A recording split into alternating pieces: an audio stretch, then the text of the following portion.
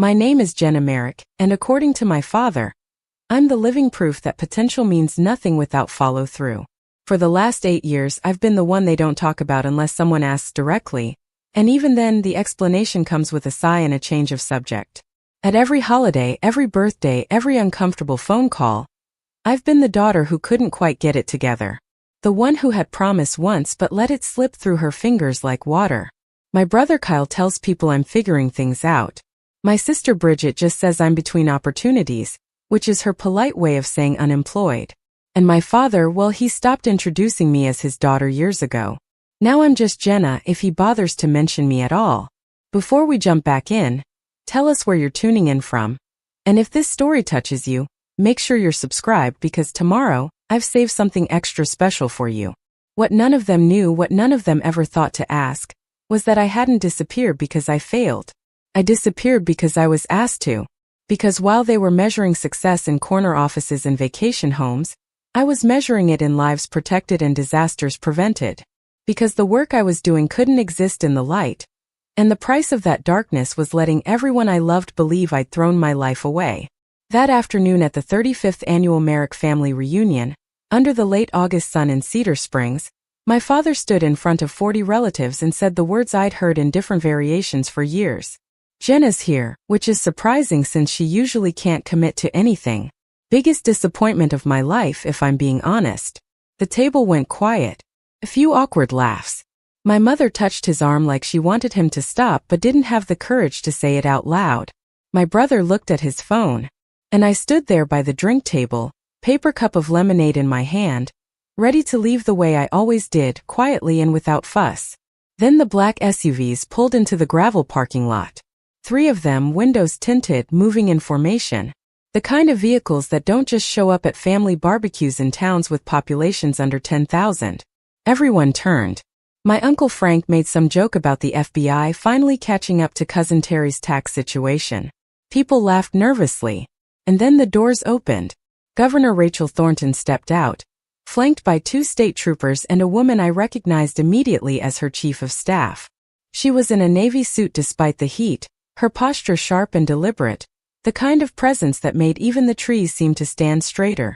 She walked across the grass, past the folding tables covered in potato salad and deviled eggs, past my cousins holding solo cups, past the banner that said Merrick Strong since 1989, and she stopped 3 feet from me. My father's face went pale. The governor smiled, extended her hand, and said in a voice everyone could hear, "Miss Merrick, thank you for making time. I know your schedule doesn't allow for much of this." My mother dropped her fork. I shook the governor's hand, calm, steady, the way I'd been trained to do in rooms far more intimidating than this. "Of course, Governor. Shall we talk inside?" She nodded, and together we walked toward the pavilion's back room, leaving my entire family frozen in place like someone had hit pause on their lives. They didn't always look at me like I was broken. When I was 24 and got hired by the Washington State Environmental Agency, my father threw a party. He grilled steaks, bought a case of beer, and told everyone at the hardware store that his daughter was going to be working for the government. Not just any job, he'd say, a real career with benefits and a pension. My mother printed out my offer letter and framed it. She hung it in the hallway next to Kyle's law school diploma and Bridget's wedding photo. For a little while, I was part of the narrative they liked to tell. The Merrick kids are all doing well. Kyle's at a firm in Seattle. Bridget married a developer. And Jenna, she's with the state environmental protection. Important work. I sent postcards from Seattle when I was there for training. Wrote about the mountains and the coffee and how much I was learning. I called home every Sunday and kept it light. Yes, the work's challenging. No, I'm not dating anyone. Yes, I'm eating enough.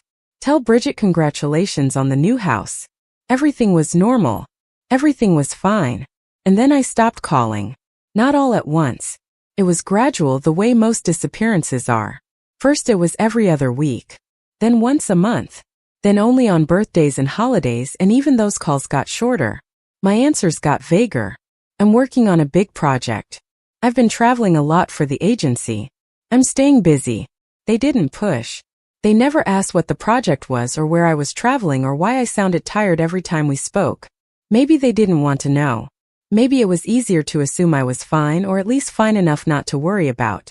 But the truth was, something had happened in my 8th year with the agency.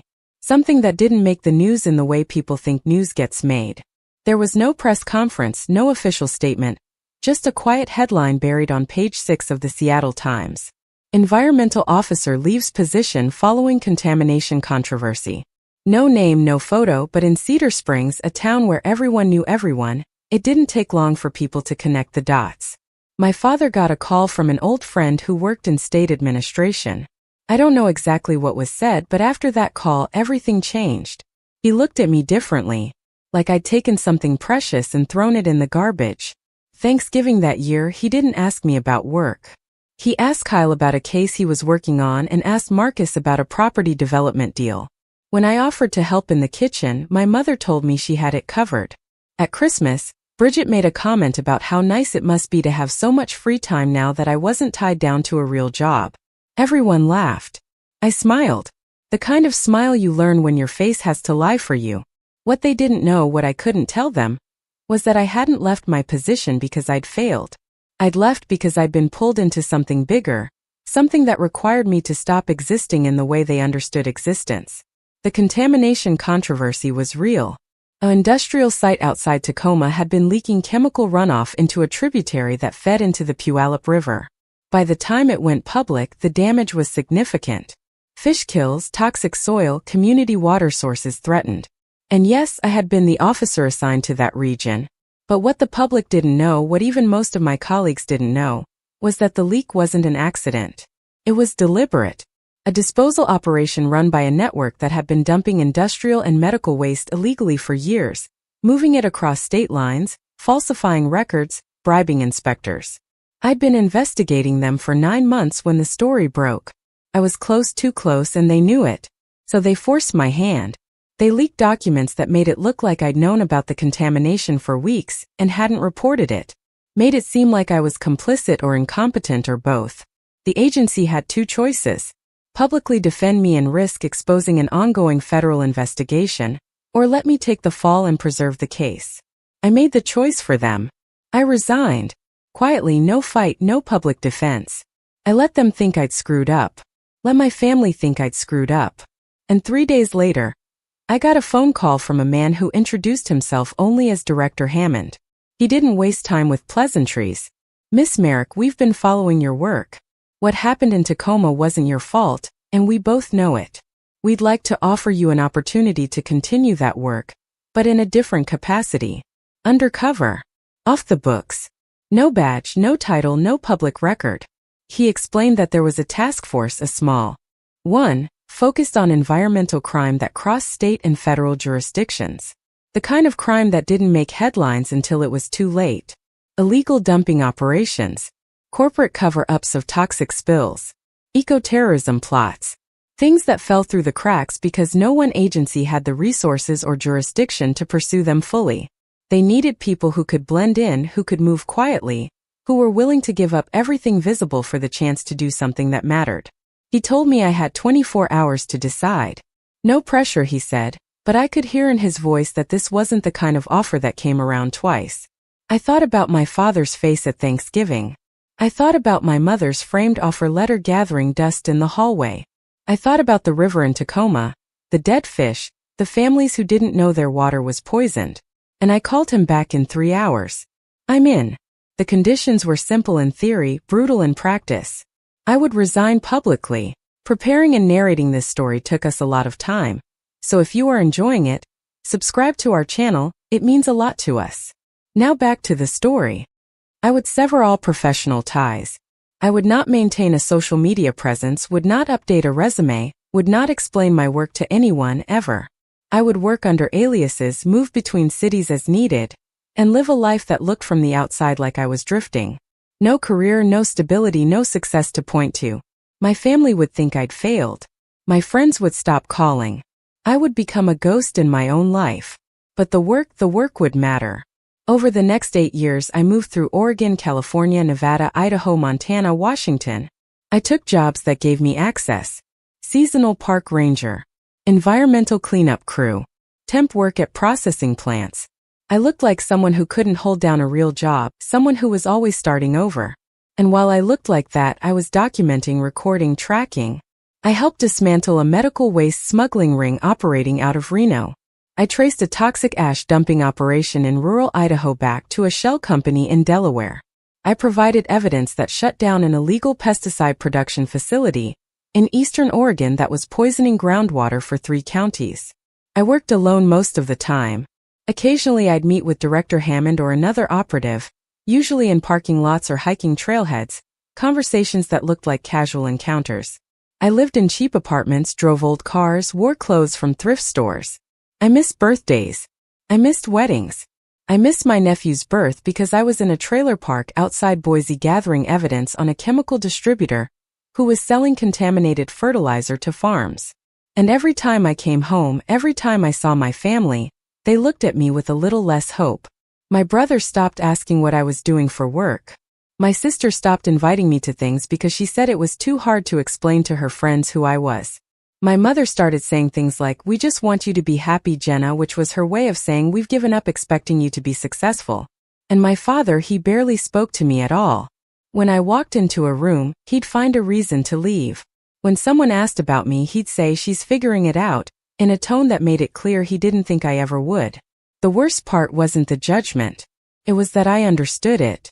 I understood why they thought I'd failed. From the outside, that's exactly what it looked like. A promising career abandoned. Years spent bouncing between low-wage jobs in forgotten towns. No partner, no house, no kids, nothing they could brag about at church or book club or the grocery store. I had become the person they referenced when they wanted to make a point about wasted potential. And I let them. Because the alternative was breaking my NDA, risking prosecution, and destroying cases that had taken years to build. Cases that mattered more than my father's pride. So I stayed quiet. I showed up when I could. I endured the comments, the side glances, the whispered conversations I wasn't supposed to hear. And I carried the weight of knowing that I was protecting people they'd never meet from dangers they'd never know existed. Some nights I'd lie awake in whatever apartment I was renting that month and wonder if it was worth it, if anyone would ever know. If I'd spend the rest of my life being the disappointment, the cautionary tale, the daughter who couldn't get it together. And then I'd get another call from Director Hammond, another case, another town, and I'd pack my bag and disappear again. Because the work didn't stop. The river still needed protecting. The community still needed someone watching. And I was good at it. Better than good. I was one of the best they had, which is why they kept sending me into harder situations, deeper cover, longer stretches of silence. By year 7, I'd stopped hoping my family would ask what really happened. Stopped hoping someone would look at me and say, "This doesn't add up. Something else is going on here." They didn't want to know. Knowing would have required them to confront the fact that they'd written me off without asking questions. It was easier to believe I'd failed than to consider they might have been wrong. So I let them believe it. And I kept working. Then 2 months ago I got an email. No sender name, just a string of characters I recognized as a secure government address. Subject line: Case status update. I opened it in a coffee shop in Portland, my hands shaking slightly even though I didn't want them to. The message was short. Merrick, Operation Clearwater has been successfully concluded. All associated cases have reached prosecution stage. Federal and state agencies have been briefed. Declassification protocols have been initiated. Your NDA restrictions will be lifted in 60 days. Director Hammond sends his regards. That was it. 8 years of silence and it was over. Not in a way that came with fanfare or parades, but in the way that mattered. The work was done. The cases were solid.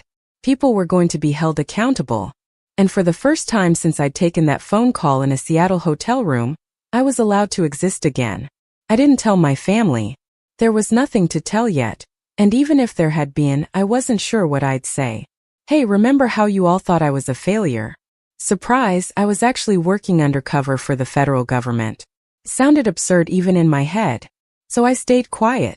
I went to the family reunion because my mother had asked, and because some part of me, the part that still remembered being the daughter they were proud of, wanted to show up. Wanted to be there, even if being there meant enduring my father's disappointment one more time. I didn't expect the governor. I didn't know she'd be there. That part was a coincidence or fate, or whatever you want to call it when timing aligns in a way that feels almost scripted. 3 weeks earlier, I'd gotten a call from a number I didn't recognize. When I answered, a woman's voice said, "Miss Merrick, this is Chief of Staff Calloway from Governor Thornton's office. The governor would like to meet with you privately to express her gratitude for your work on Operation Clearwater. We understand your schedule is complex, but we'd appreciate the opportunity." I almost laughed. My schedule? Like I was some kind of executive with a packed calendar. But I said yes and we arranged a time. The location was my choice, and when I told them I'd be at my family reunion in Cedar Springs, there was a pause. Then Chief Calloway said, "We can make that work. The governor is attending an event in Eugene that day. We'll adjust her route." And that's how Governor Rachel Thornton ended up at a family barbecue in a town most people couldn't find on a map. I didn't plan to be standing by the drink table when my father made his announcement. I'd actually been considering leaving early, the way I usually did at these things. Show up, make an appearance, endure an hour of small talk and thinly veiled judgments, then slip out before anyone noticed. But Bridget had cornered me earlier, asking in that tone she used when she wanted to seem concerned but was really just curious. "So Jenna, what are you doing these days? Any job prospects?" I'd given her my standard answer. "Still figuring things out. Doing some contract work here and there." She'd nodded with that particular expression people make when they're trying to hide pity, then excused herself to check on her kids. That's when I'd retreated to the drink table, seeking refuge in a cup of overly sweet lemonade and the relative anonymity of standing near the ice chest. The reunion was in full swing by then. Folding tables arranged in a horseshoe under the pavilion, covered in checkered tablecloths that were fighting a losing battle against the August breeze. Paper plates stacked high, potato salad sweating in the heat, hamburgers and hot dogs coming off the grill in waves. Kids running between the tables, their voices shrill with the particular joy of summer and sugar. Adults clustered in groups, telling the same stories they told every year, laughing at the same jokes. My Uncle Frank was holding court near the grill, beer in hand, explaining to anyone who'd listen why the county commission was making a mistake about the new zoning laws. My Aunt Caroline was showing photos on her phone to a group of cousins, something about a cruise to Alaska. My mother was arranging desserts on a side table, obsessively straightening the placement of pies and cookies like their alignment mattered to anyone but her. My brother Kyle was sitting at the head table with Vanessa, both of them looking like they'd stepped out of a catalog for successful people who summer in places with good wine. He was in pressed khakis and a polo shirt that probably cost more than my rent. She was in white linen that somehow wasn't stained despite being at a barbecue. Her hair in one of those perfectly messy buns that take 20 minutes to achieve. They were talking to Marcus, Bridget's husband, about investment properties or interest rates or some other topic that signaled you'd made it to the level where money made more money without you having to do anything. Bridget was nearby, simultaneously watching her 3 kids and scrolling through her phone, occasionally calling out warnings that no one heeded. "Don't run with that stick, Nathan. Lily, we do not throw food. Mason, if I have to tell you one more time." I stood there watching all of it like I was observing a documentary about a culture I used to belong to but had somehow left behind. These were my people technically. Same blood, same last name, same childhood memories of this very park where we'd had reunions for 35 consecutive years. But I felt like an anthropologist studying a tribe whose customs I no longer understood. Or maybe it was the other way around. Maybe they were the ones who'd stopped understanding me, stopped caring enough to ask the questions that might have led to uncomfortable answers. Either way, there was a distance between us that had nothing to do with the physical space of the pavilion, and everything to do with the 8 years of silence that had stretched between who I used to be and who I'd become. My father was standing near the center of the pavilion, holding a beer and talking to his brother Frank and a couple of cousins I only saw at these reunions. He'd been in a mood all afternoon, the kind of mood that meant he'd had 2 beers too many and was feeling philosophical in the way that made everyone around him uncomfortable. I'd been avoiding him successfully for most of the event, but I'd made the mistake of being visible at the wrong moment. He'd glanced over, seen me standing alone, and something in his face had shifted. That look I'd come to recognize over the years. Disappointment mixed with the kind of anger that comes from loving someone and feeling like they've let you down in a way you can't forgive. He raised his voice, not shouting exactly, but loud enough that conversations nearby started to fade. "Jenna's here," which is surprising since she usually can't commit to anything. A few people turned. Nervous laughter from somewhere. near the dessert table. My mother's face went tight, that expression she got when she wanted to intervene but couldn't figure out how to do it without making things worse. Kyle looked up from his conversation, eyebrows raised, but he didn't say anything. Vanessa whispered something to him behind her hand. My father wasn't done. He took another sip of his beer, shook his head like he was shaking off something heavy, and said the rest. Biggest disappointment of my life, if I'm being honest. The whole pavilion went quiet. Even the kids seemed to sense something had shifted, their voices dropping to whispers. Uncle Frank cleared his throat uncomfortably. Aunt Caroline put her phone down. Marcus suddenly became very interested in his plate of food. I stood there with my paper cup of lemonade, feeling 40 sets of eyes on me, waiting to see what I'd do, what I'd say, whether I'd fight back or cry or leave. I'd been in harder situations than this. I'd sat across tables from men who'd threatened my life. I'd stood in rooms where one wrong word could have blown my cover and gotten people killed. I'd learned how to keep my face neutral, my breathing steady, my voice calm no matter what was happening inside. So I did what I'd been trained to do. I showed nothing. I took a sip of my lemonade, set the cup down on the table beside me, and prepared to leave the way I always did. Quietly. Without fuss. Without giving them the satisfaction of seeing that the words landed, even though they did, even though 8 years of carrying them hadn't made them any lighter. That's when I heard the vehicles. Everyone did. The sound of engines, multiple engines moving in sync. Not the casual arrival of a late family member, but something more deliberate, more official. The kind of sound that makes people stop what they're doing and turn toward the parking lot, even before they can see what's coming. 3 black SUVs pulled into the gravel lot at the edge of the park, moving in formation, windows tinted dark enough that you couldn't see who was inside. They parked in a line precise as a military formation, and for a moment nothing happened. Just the sound of engines idling and the whole reunion standing frozen, watching. Uncle Frank made a joke, something about the FBI and Cousin Terry's taxes, and a few people laughed, but it was the kind of laughter that comes from nervousness, not humor. My mother grabbed my father's arm, whether to steady herself or stop him from saying something else I couldn't tell. Kyle stood up from his seat, straightening his polo like he might need to be presentable for whoever was about to emerge. Vanessa had her phone out, probably already composing a text to someone about the drama unfolding at the Merrick reunion. The doors opened simultaneously on all 3 vehicles. State troopers emerged first, 2 of them in full uniform, scanning the area with the kind of practiced efficiency that made it clear this wasn't their first protective detail. Then from the center vehicle, a woman stepped out. Even from across the parking lot, even before I could see her face clearly, I knew who she was. Governor Rachel Thornton. She was smaller in person than she appeared on television, but presence has nothing to do with height. She wore a navy suit despite the August heat, her hair pulled back in a neat bun, her posture so straight it made everyone else around her seem to slouch by comparison. Her chief of staff emerged from the passenger side, a tall woman with silver hair and glasses, carrying a leather folder. They stood for a moment by the vehicles, the chief of staff saying something to the governor nodding, and then they began to walk. Not toward the pavilion entrance. Not toward the main gathering. Directly across the grass, past the folding tables, past the hamburger grill where smoke was still rising, past the clusters of family members who were now standing absolutely still with paper plates in their hands and mouths slightly open. Past my Uncle Frank, who'd stopped mid-sentence with his beer halfway to his lips. Past my cousins who were pulling out their phones to record whatever was about to happen. Past the dessert table where my mother stood with one hand still on a pie she'd been rearranging. Past Kyle and Vanessa. Past Bridget, who was holding Mason's hand so tight he was starting to squirm. Past Marcus, past my Aunt Caroline, past everyone. The governor walked with purpose, her heels crunching on the gravel path, then softer on the grass, her eyes fixed ahead.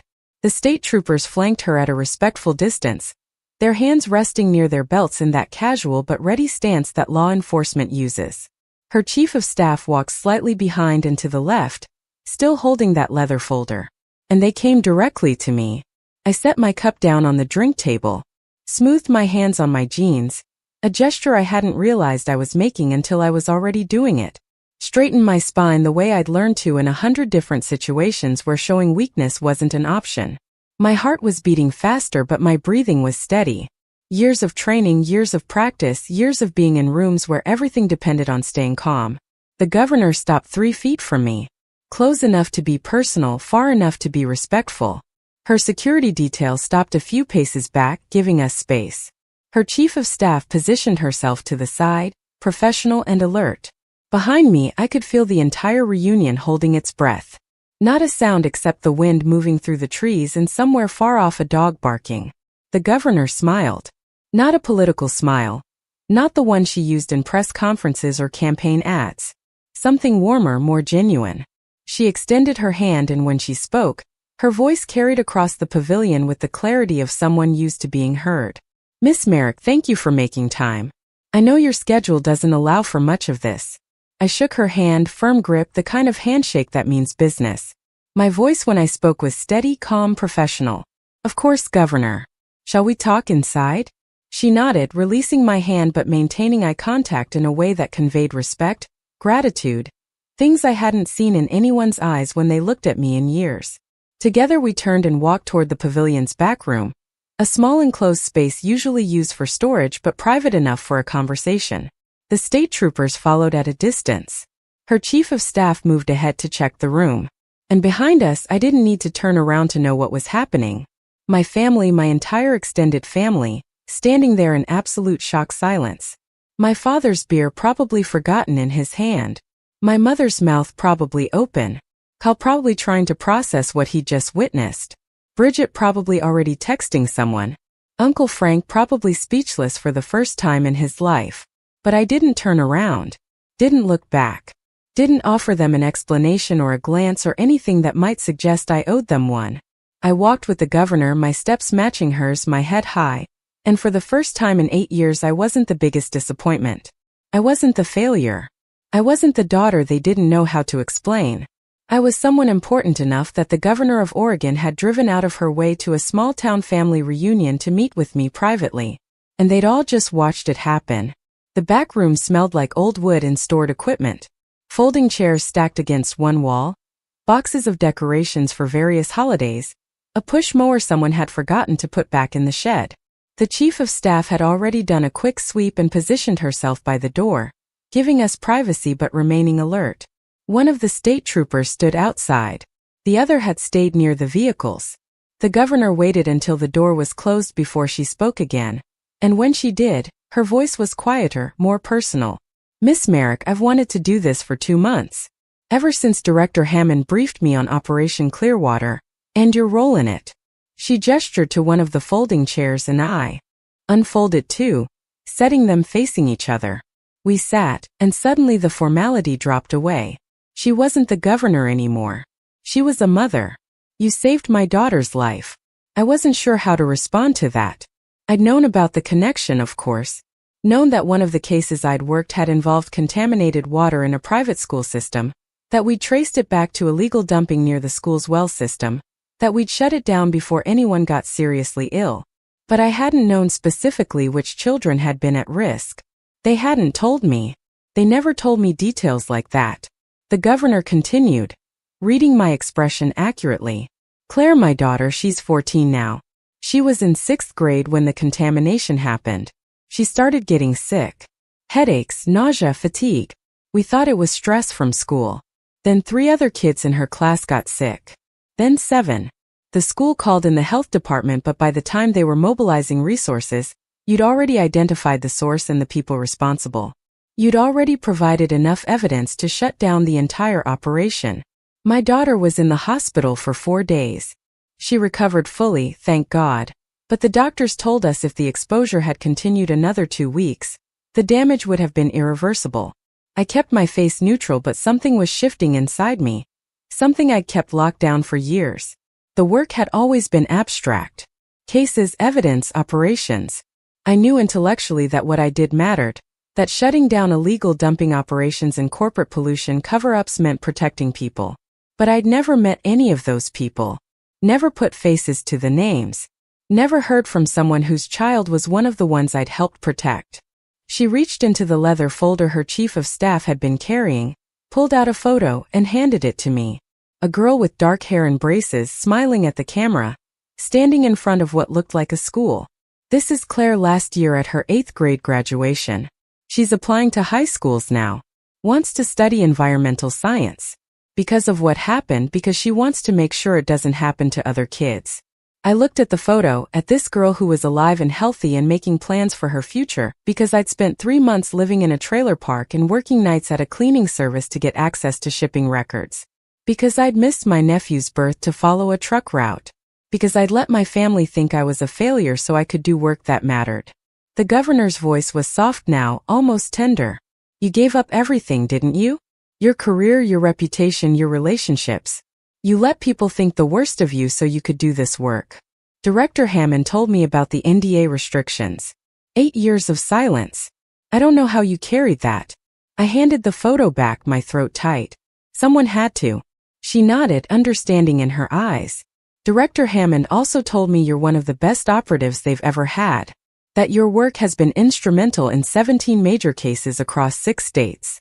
That you've helped prevent what could have been catastrophic environmental disasters. That you've done all of this while living on a salary that barely covered rent and maintaining a cover that meant being treated like you'd failed at life. She paused, looking at me directly. I wanted to meet you in person to say thank you. Not as the governor, but as a mother.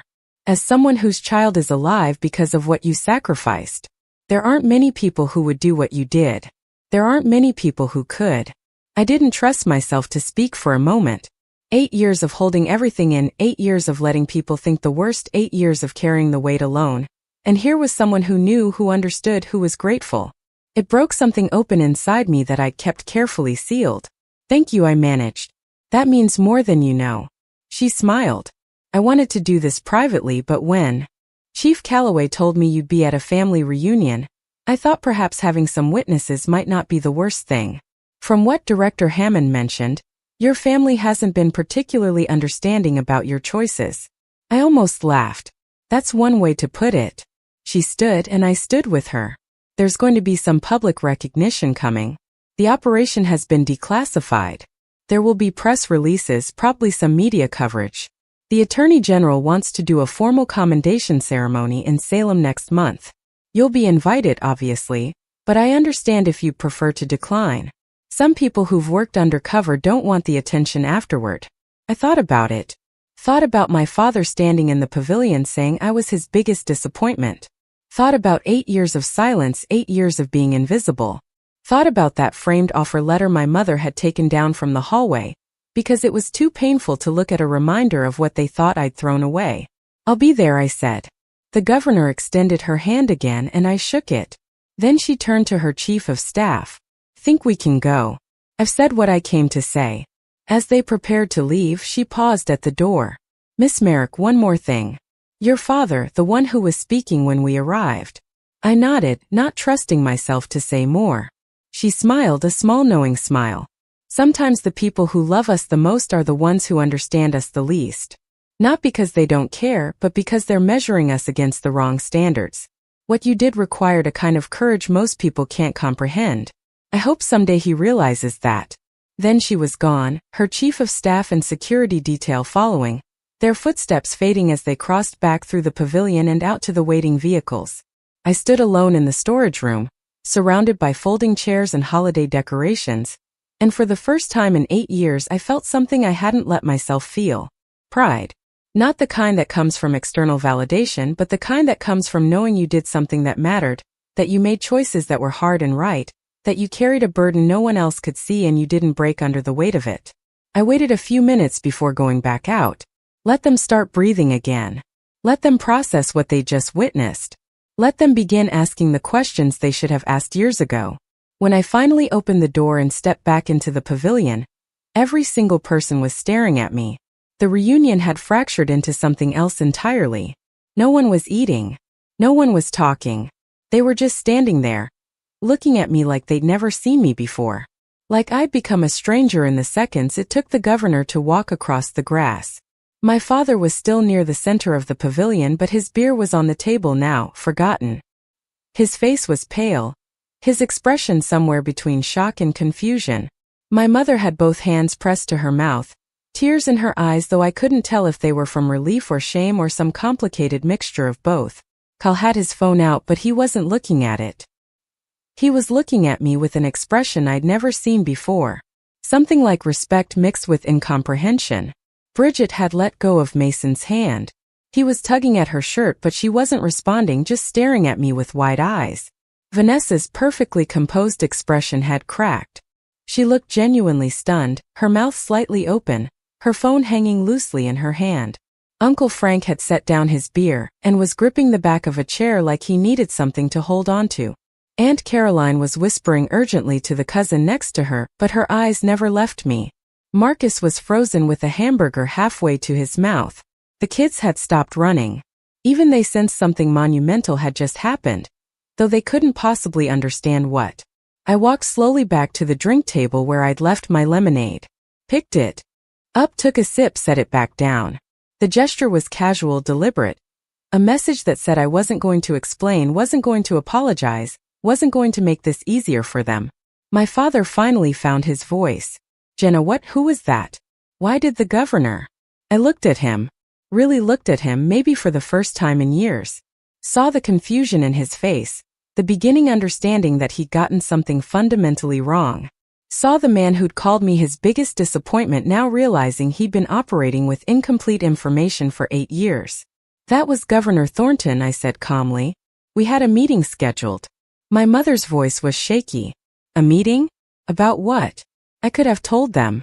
Could have explained everything, laid out the whole 8 years, made them understand what I'd been doing and why I'd let them believe the worst.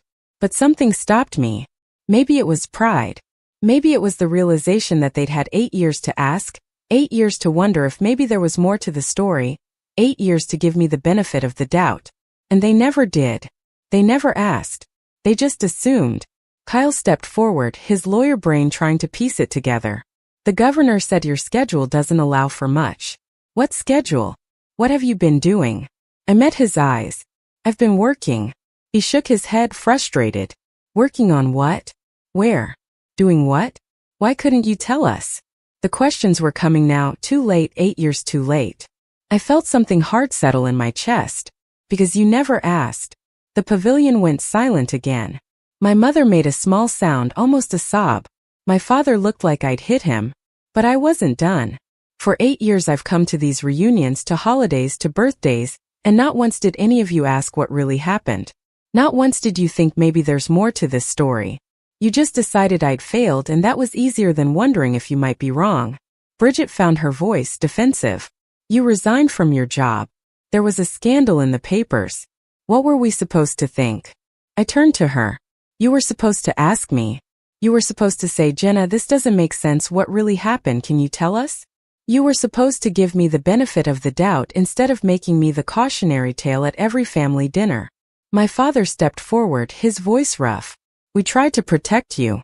After that scandal, we didn't want to make it worse by bringing it up. I almost laughed. Protect me? By calling me your biggest disappointment in front of the entire family? By letting everyone make jokes about my failed career? By treating me like I was something to be ashamed of? He had no answer for that. None of them did. Kyle tried again, his voice softer now. If you were doing something important, why couldn't you tell us? Why did you let us think the worst? Because what I was doing was classified. Because telling you would have risked the work. Because the people I was protecting mattered more than your comfort or my reputation. Because sometimes doing the right thing means letting the people you love think you failed. My mother was crying now, openly. Oh Jenna, we didn't know, we didn't understand. I know, I said quietly. That's the problem. You didn't know because you never asked. You didn't understand because you never tried to. Vanessa, of all people, spoke up. So what were you doing? What was so important that you had to hide it from your own family? I looked at her, at all of them, and made a decision. You'll find out soon enough. There's going to be public recognition next month. A ceremony. Press coverage. You can read about it then like everyone else. I picked up my cup, drained the last of the lemonade, and set it down with finality. I'm going to leave now. Thank you for the invitation. I turned to walk away and my father's voice stopped me. Jenna, wait. Please. I paused but didn't turn around. I'm sorry. I didn't know. I should have asked. I should have trusted you. I stood there for a long moment feeling the weight of those words, the words I'd needed to hear for 8 years. They should have meant something. They should have fixed something. But they just felt late. Too late. I know you're sorry, I said without turning around.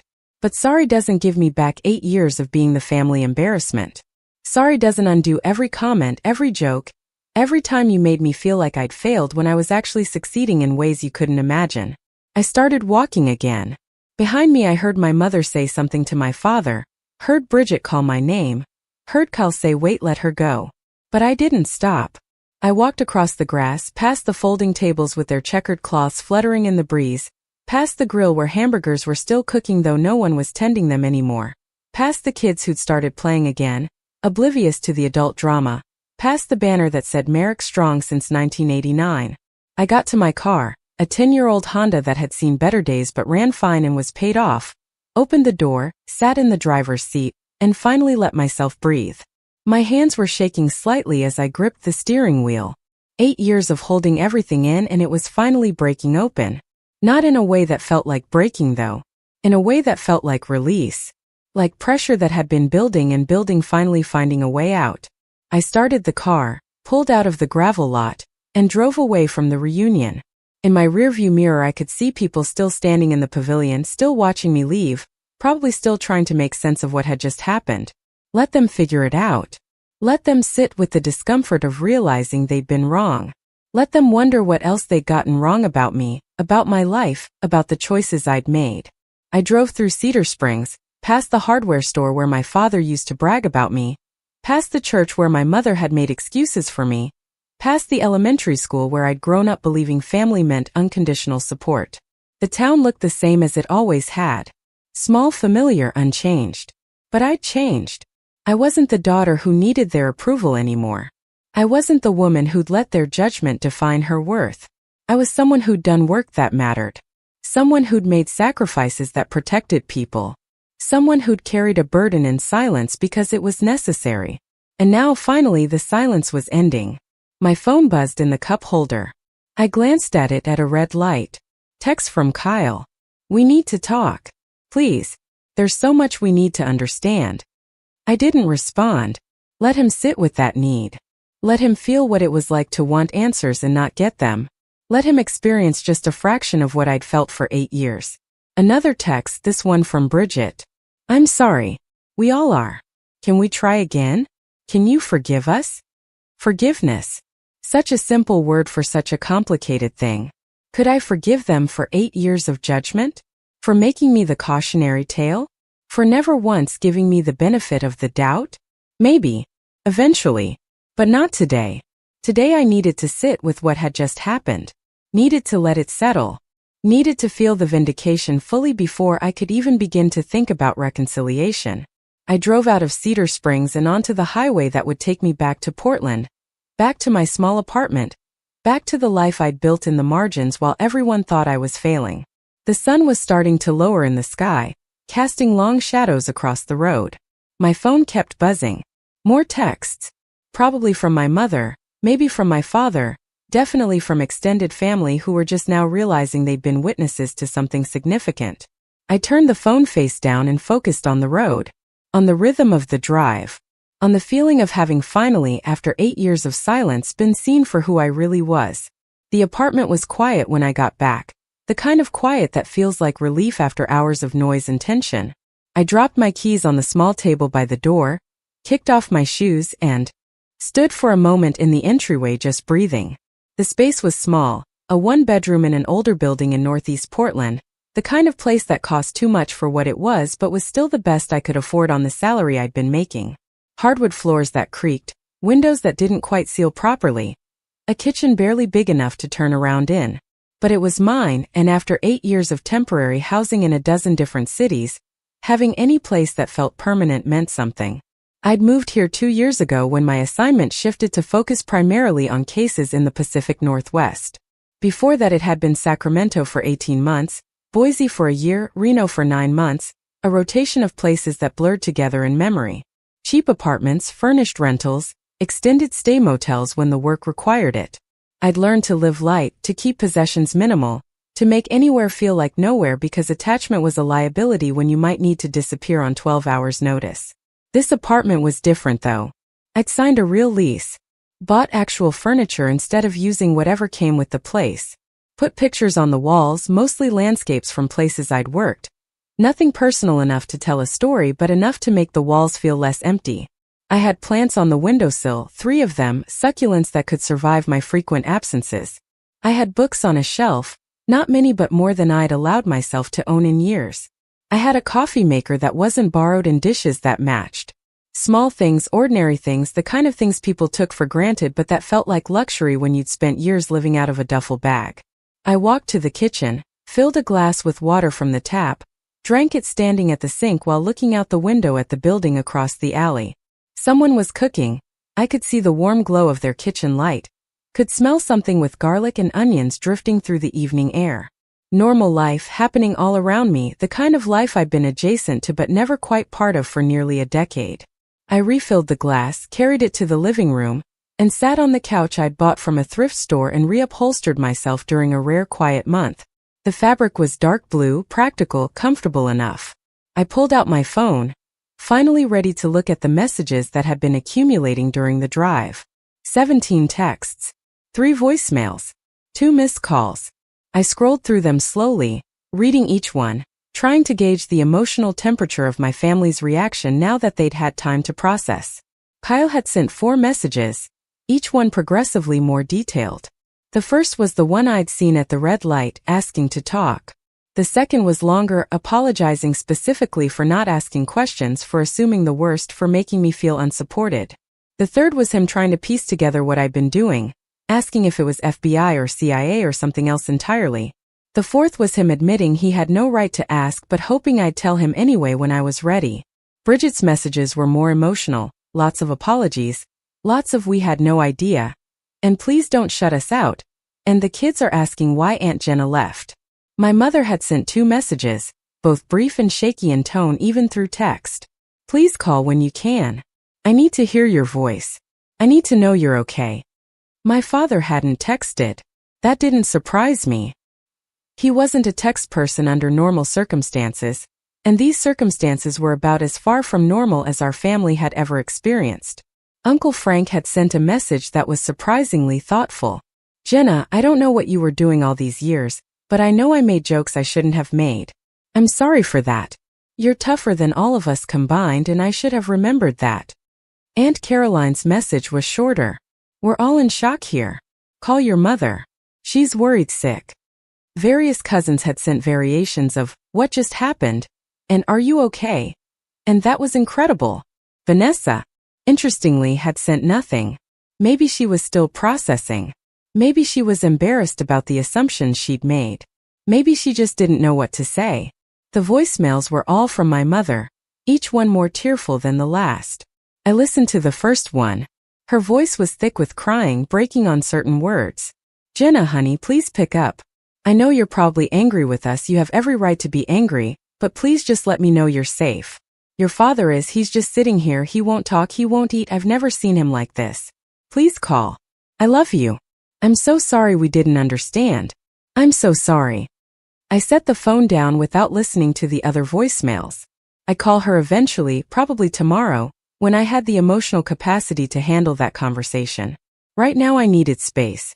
Needed time to process what had happened, what it meant, how it changed things or didn't change things. The vindication had felt good in the moment, watching their faces as the governor walked past everyone to speak with me specifically. Watching them realize they'd gotten it wrong. But now, sitting alone in my quiet apartment with the adrenaline fading, I wasn't sure what I felt. Relief, definitely.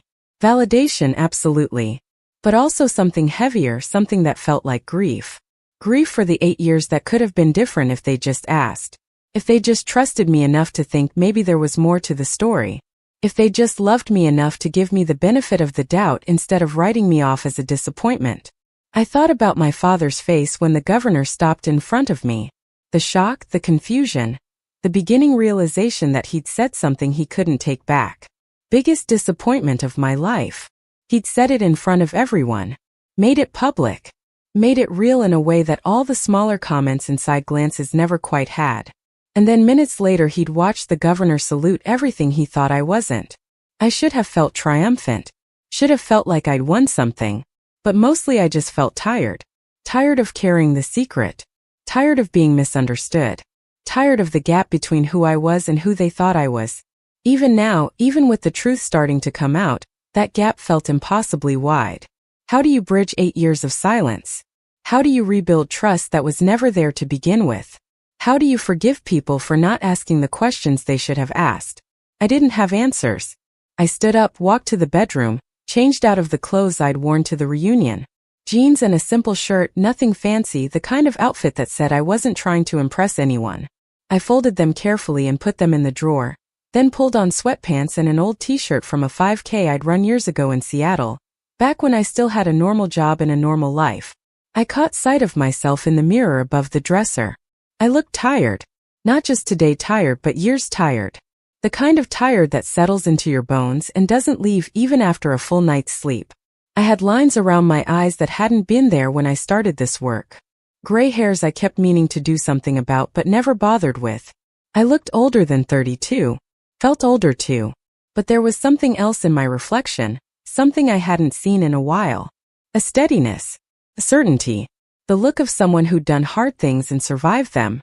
Someone who'd made choices that cost them everything and still believed those choices were right. I turned away from the mirror, went back to the living room, and opened my laptop. I had an email from Director Hammond, sent an hour ago. The subject line just said, "Well done." I opened it. "Merrick, heard about the impromptu meeting with Governor Thornton at your family event. Unorthodox timing but effective. The declassification is proceeding on schedule. Press release will go out next Friday. Attorney General's office has confirmed the ceremony date as September 15th. Your attendance is requested but not required. Regardless of your decision, I want you to know that your work over the past 8 years has been exceptional. You've conducted yourself with integrity, discipline, and courage under circumstances that would have broken most people. The country is safer because of what you've done, even if most people will never know it. You should be proud. I certainly am. Hammond." I read it 3 times, feeling something warm and complicated settle in my chest. Pride, yes, but also a sense of completion. The work was done. The cases were solid. The silence was ending. I could exist again in the way I'd existed before, with a name and a history and a future that wasn't classified. I could tell people what I did for a living.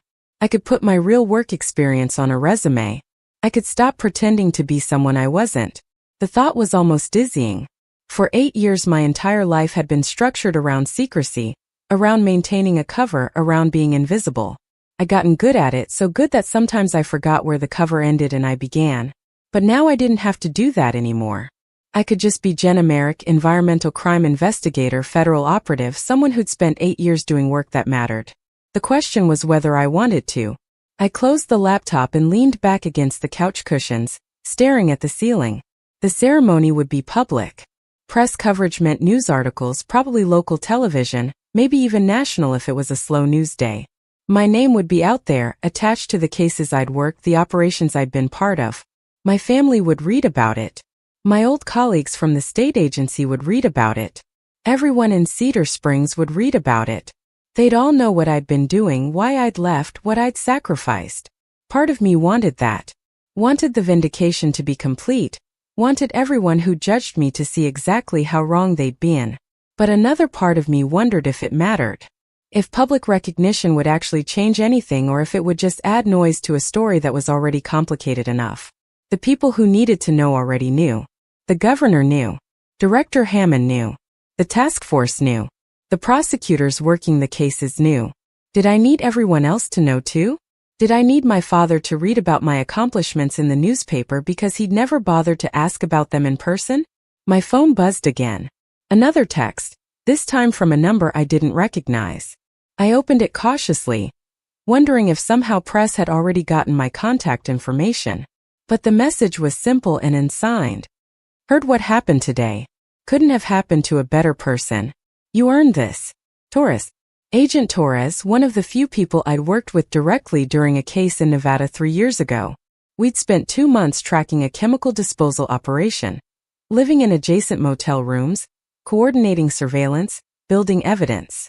She'd been good at the work, professional and thorough, and we'd gotten along in the way people do when they're united by a common purpose. We hadn't stayed in touch after the case wrapped. That wasn't how this work operated. But apparently word traveled fast in the small community of people who did what we did. I typed back a quick response. Thanks. Strange day. Hope you're well. Her reply came seconds later. Understatement of the year. Enjoy it. You've earned the right to be visible again. Visible again. The phrase stuck with me.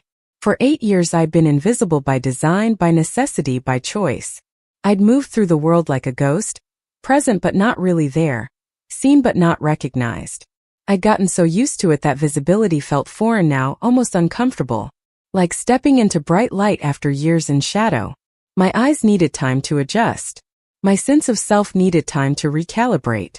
I wasn't sure yet who I was without the cover, without the secrecy, without the constant weight of carrying information I couldn't share. I stood up, restless, and walked to the window. The sun had set fully now, the sky that deep blue that comes right before true darkness.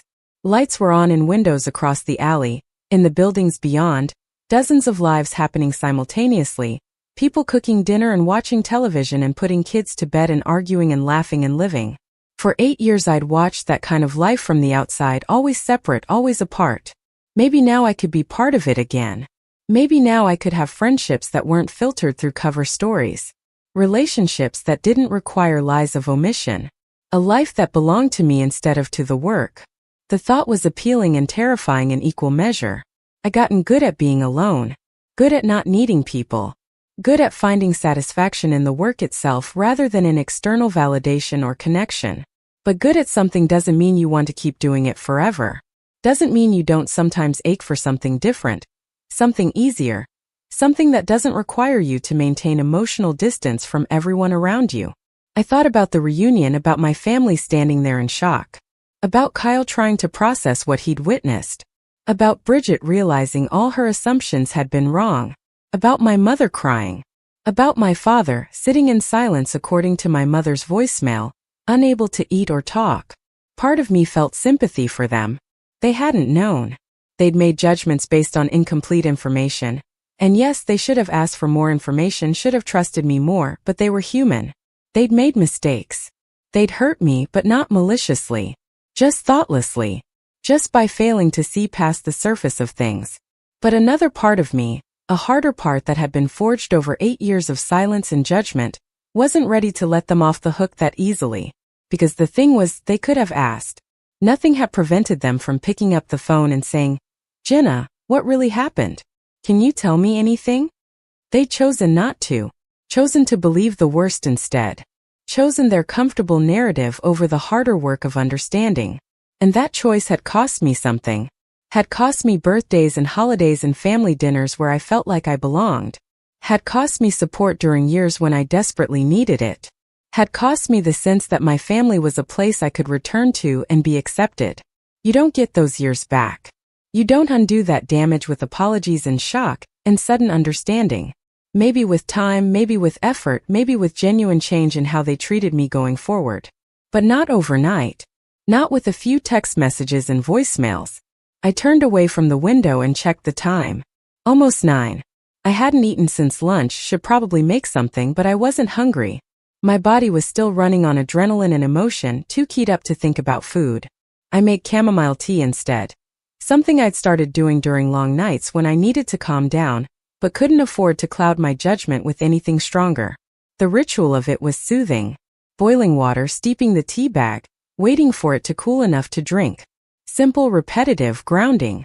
I carried the mug back to the couch and picked up my phone again, scrolling past the family messages to the email from Director Hammond. September 15th, 3.5 weeks away. Enough time to prepare, to decide if I wanted to attend, to figure out what I'd say if there were speeches or interviews or any of the formal recognition that apparently came with declassification. I wasn't used to being in the spotlight. Wasn't used to talking about my work. For 8 years the whole point had been to stay invisible, to blend in, to never draw attention to myself. Standing on a stage and accepting recognition felt contrary to every instinct I developed. But maybe that was the point. Maybe part of moving forward meant learning to be visible again, learning to accept acknowledgement, learning to exist in a space where my work wasn't secret and my identity wasn't hidden. Maybe I owed it to myself to show up and be recognized after 8 years of letting people think I'd failed. Or maybe I didn't owe anyone anything. Maybe I could skip the ceremony and the press and the public recognition and just move forward quietly into whatever came next. Take a new job, maybe with the task force in an official capacity now that I didn't have to hide it. Or leave government work entirely and do something completely different. Use my experience in environmental protection to work for a nonprofit or a research organization. Start over in a way that was actually starting over, not just changing covers. The possibilities felt overwhelming. For 8 years my path had been clear. Do the work. Maintain the cover. Don't get caught. Now the path split in dozens of directions and I had no map, no instructions, no Director Hammond sending me encrypted messages about where to go next. I had choice, real choice, and I wasn't sure how to navigate it. My tea had cooled enough to drink. I took a sip, letting the warmth spread through me. The chamomile already starting to ease the tension in my shoulders. Tomorrow I'd call my mother. Tomorrow I'd start figuring out what came next. Tomorrow I'd begin the complicated process of rebuilding or redefining, or maybe just accepting what my relationship with my family would look like going forward. But tonight I just needed to sit with what had happened. Needed to let it settle into my bones, into my memory, into the story I told myself about who I was and what I'd done. The governor had called me courageous. Director Hammond had called me exceptional. Agent Torres had said I'd earned the right to be visible. But sitting alone in my quiet apartment, I didn't feel courageous or exceptional. I just felt like someone who'd made a choice and lived with the consequences. Someone who'd carried a weight because someone had to carry it. Someone who'd done her job, even when her job required her to sacrifice things most people wouldn't understand. The validation was nice. The recognition was meaningful. But it didn't change the fundamental truth that had kept me going through 8 years of silence. The work had mattered. The cases I'd helped build would put people in prison who deserved to be there. The operations I'd been part of had prevented environmental disasters that would have hurt communities, poisoned water, destroyed ecosystems. I'd helped protect people who would never know my name, and that had to be enough. Would always be enough regardless of whether anyone else ever understood. I finished my tea, rinsed the mug in the sink, and got ready for bed. Brushed my teeth, washed my face, set an alarm for tomorrow even though I had nowhere specific to be. Routines mattered, especially when everything else felt unstable. I climbed into bed, pulled the covers up, and lay in the darkness listening to the sounds of the building settling, the faint traffic noise from the street, the hum of the refrigerator in the kitchen. Normal sounds. Safe sounds. The sounds of a life that was mine, however small and simple it might appear from the outside. My phone buzzed one more time on the nightstand. I almost ignored it, but something made me reach for it. One new message from my father. Just 4 words. I'm proud of you. I stared at the screen, reading those words over and over, feeling something crack open in my chest that I'd kept carefully sealed for 8 years. 4 words. Such small words. Such insufficient words for everything that had happened, everything that had been said and not said, all the hurt and judgment and disappointment. But they were something. They were a beginning, maybe. An acknowledgement that he'd been wrong, that I'd been right, that the daughter he'd written off as a failure had actually been succeeding in ways he'd never imagined. I didn't respond. Wasn't ready to respond. But I didn't delete the message either. Just set the phone back on the nightstand and closed my eyes. Tomorrow would bring more questions, more conversations, more figuring out how to move forward. But tonight I let myself feel something I hadn't allowed in years. The satisfaction of being understood, even if it came too late. The peace of knowing the truth was finally slowly beginning to surface. The quiet comfort of knowing that whatever happened next, I'd survived the hardest part. I'd carried the burden of silence and I hadn't broken. And that was enough. For tonight, that was more than enough. I fell asleep with my father's message still glowing on my phone screen. For words that couldn't fix 8 years but might, possibly, be the first step toward something different. Something that looked less like disappointment and more like the pride I'd earned but never thought I'd receive. Something that felt cautiously and carefully like hope. I woke up to sunlight streaming through the gap in the curtains and the realization that I'd slept through the night without waking once. That was rare. For 8 years I'd been a light sleeper, trained by necessity to wake at the smallest unusual sound, always half alert even in rest. But last night I'd slept deeply, dreamlessly, the kind of sleep that comes when your body finally believes it's safe to fully let go. I checked my phone. 8:30 in the morning. 23 new messages. I scrolled through them quickly, noting that my family had apparently spent the evening and early morning processing everything. More apologies from Kyle, more tearful messages from my mother. A longer message from Bridget that actually seemed thoughtful rather than defensive. And that text from my father still sitting there from last night. "I'm proud of you." I sat up in bed, my back against the headboard, and read through Bridget's message more carefully. "Jenna, I've been up half the night thinking about everything. About how we treated you. About all the comments I made, all the assumptions. I kept trying to remember if there was ever a moment where you seemed like you wanted to tell us something and we shut you down, and honestly I think there were dozens of those moments. Times when you'd start to say something and then stop. Times when you'd look like you were carrying something heavy and we just changed the subject because it was uncomfortable. I did that. I know I did that. And I'm sorry doesn't feel like enough, but I am. I'm so sorry. Marcus and I were talking and he pointed out that you never asked us for anything. Never asked for money or help or even just for us to listen. You just kept showing up to family things and taking whatever we said and never defending yourself. He said that takes either weakness or incredible strength, and now we know which one it was. The kids keep asking when Aunt Jenna is coming back. Nathan said he thinks you must be a spy because why else would the governor come to see you? He thinks that's the coolest thing ever. I'd like to tell him the real story someday if you'll let me. I'd like my kids to know that their aunt is someone who sacrificed everything to protect people. Someone who did the right thing even when it cost her. I want them to grow up knowing that kind of courage exists. Anyway, I know you probably need space. But whenever you're ready to talk, I'm here. Really here, not just saying it. Love you. I read it twice, feeling the knot in my chest loosen slightly. It wasn't everything. It didn't undo 8 years. But it was honest in a way my family rarely was, acknowledging specific failures rather than offering vague apologies. And the part about her kids, about wanting them to know the real story, that meant something. That suggested she understood this wasn't just about hurt feelings or misunderstandings. This was about who I actually was versus who they decided I was. I set the phone aside and got out of bed, padding to the bathroom to shower.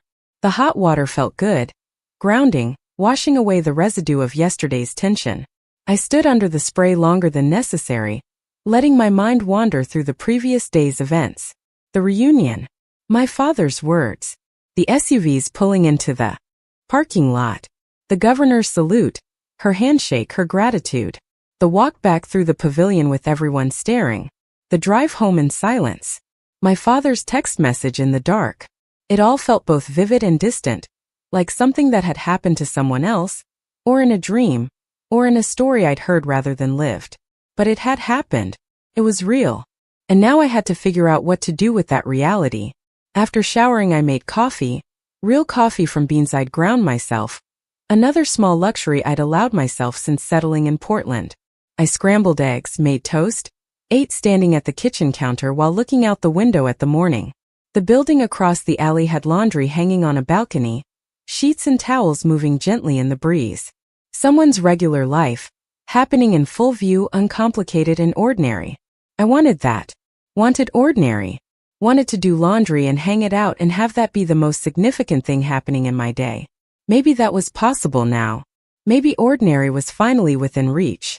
My phone rang while I was washing dishes. My mother. I stared at it for 3 rings, then dried my hands and answered. "Hi, Mom." Her voice was thick with emotion but steadier than I'd expected. "Jenna, thank you for answering. I wasn't sure you would." I moved to the couch, settled into the corner with my feet tucked under me. I needed some time to process. It was a lot. She made a sound that was half laugh, half sob. It was a lot for us two. Honey, I don't even know where to start. Your father and I, we've been up all night talking. Really talking, not just him sitting there in silence like he does. He's been, God, Jenna, I've never seen him like this. He keeps saying he failed you. That he should have known better. That he should have asked. I didn't respond immediately, letting her words hang in the air. Finally I said, he should have asked. You all should have. She was quiet for a moment. When she spoke again, her voice was smaller. I know. You're right. We should have. I kept telling myself we were respecting your privacy, giving you space to figure things out. But that was just an excuse, wasn't it? The truth is it was easier to assume you'd made mistakes than to confront the possibility that we were wrong about you. The honesty surprised me. My mother had always been conflict-averse, the family peacemaker who smoothed over tensions, rather than addressing them directly. Hearing her acknowledge the real issue without softening it felt significant. It hurt, I said quietly. Watching you all decide who I was without asking me. Being treated like I was something to be ashamed of. Coming to family events and feeling like I didn't belong because I couldn't explain myself and you wouldn't give me the benefit of the doubt. My mother's breath caught. I know it hurt. And I am so sorry, Jenna. Not just sorry it happened, but sorry for my part in it. Sorry for all the times I let your father say things without stopping him. Sorry for the comments I made myself. Sorry for taking down that framed letter because looking at it made me sad. Sorry for treating you like you'd wasted your potential when actually you were using it in ways I couldn't imagine. She paused, and I could hear her gathering courage for the next part. Can you tell me about it? About what you were doing? I know you probably can't share everything, but I need to understand. I need to know who my daughter really is, not the version I created in my head. So I told her. Not everything, there were still operational details that would remain classified even after the declassification, but the broad strokes. The scandal that wasn't really a scandal. The recruitment into the task force. The 8 years of undercover work tracking environmental crime across 6 states. The cases I'd helped build, the operations I'd been part of, the communities I'd helped protect. The aliases and cover jobs and constant moving. The loneliness of living a life I couldn't share. The choice to let my family think I'd failed because the alternative was risking the work. I talked for nearly 30 minutes, my mother occasionally asking quiet questions but mostly just listening. When I finished, there was a long silence on her end. Then she said, voice breaking, "You were protecting people. All those years you were protecting people and we thought you were just drifting. Oh, Jenna. Oh, sweetheart." I felt my own throat tighten. Yeah. She was crying now, really crying. I'm so proud of you. I know I have no right to say that after everything, but I am. You're the bravest person I know, and I'm ashamed it took the governor showing up for me to see it. I wiped at my own eyes with the back of my hand. I'm not that brave, Mom. I just did what needed to be done. Someone had to do it and they asked me and I said yes. She made a sound of disagreement.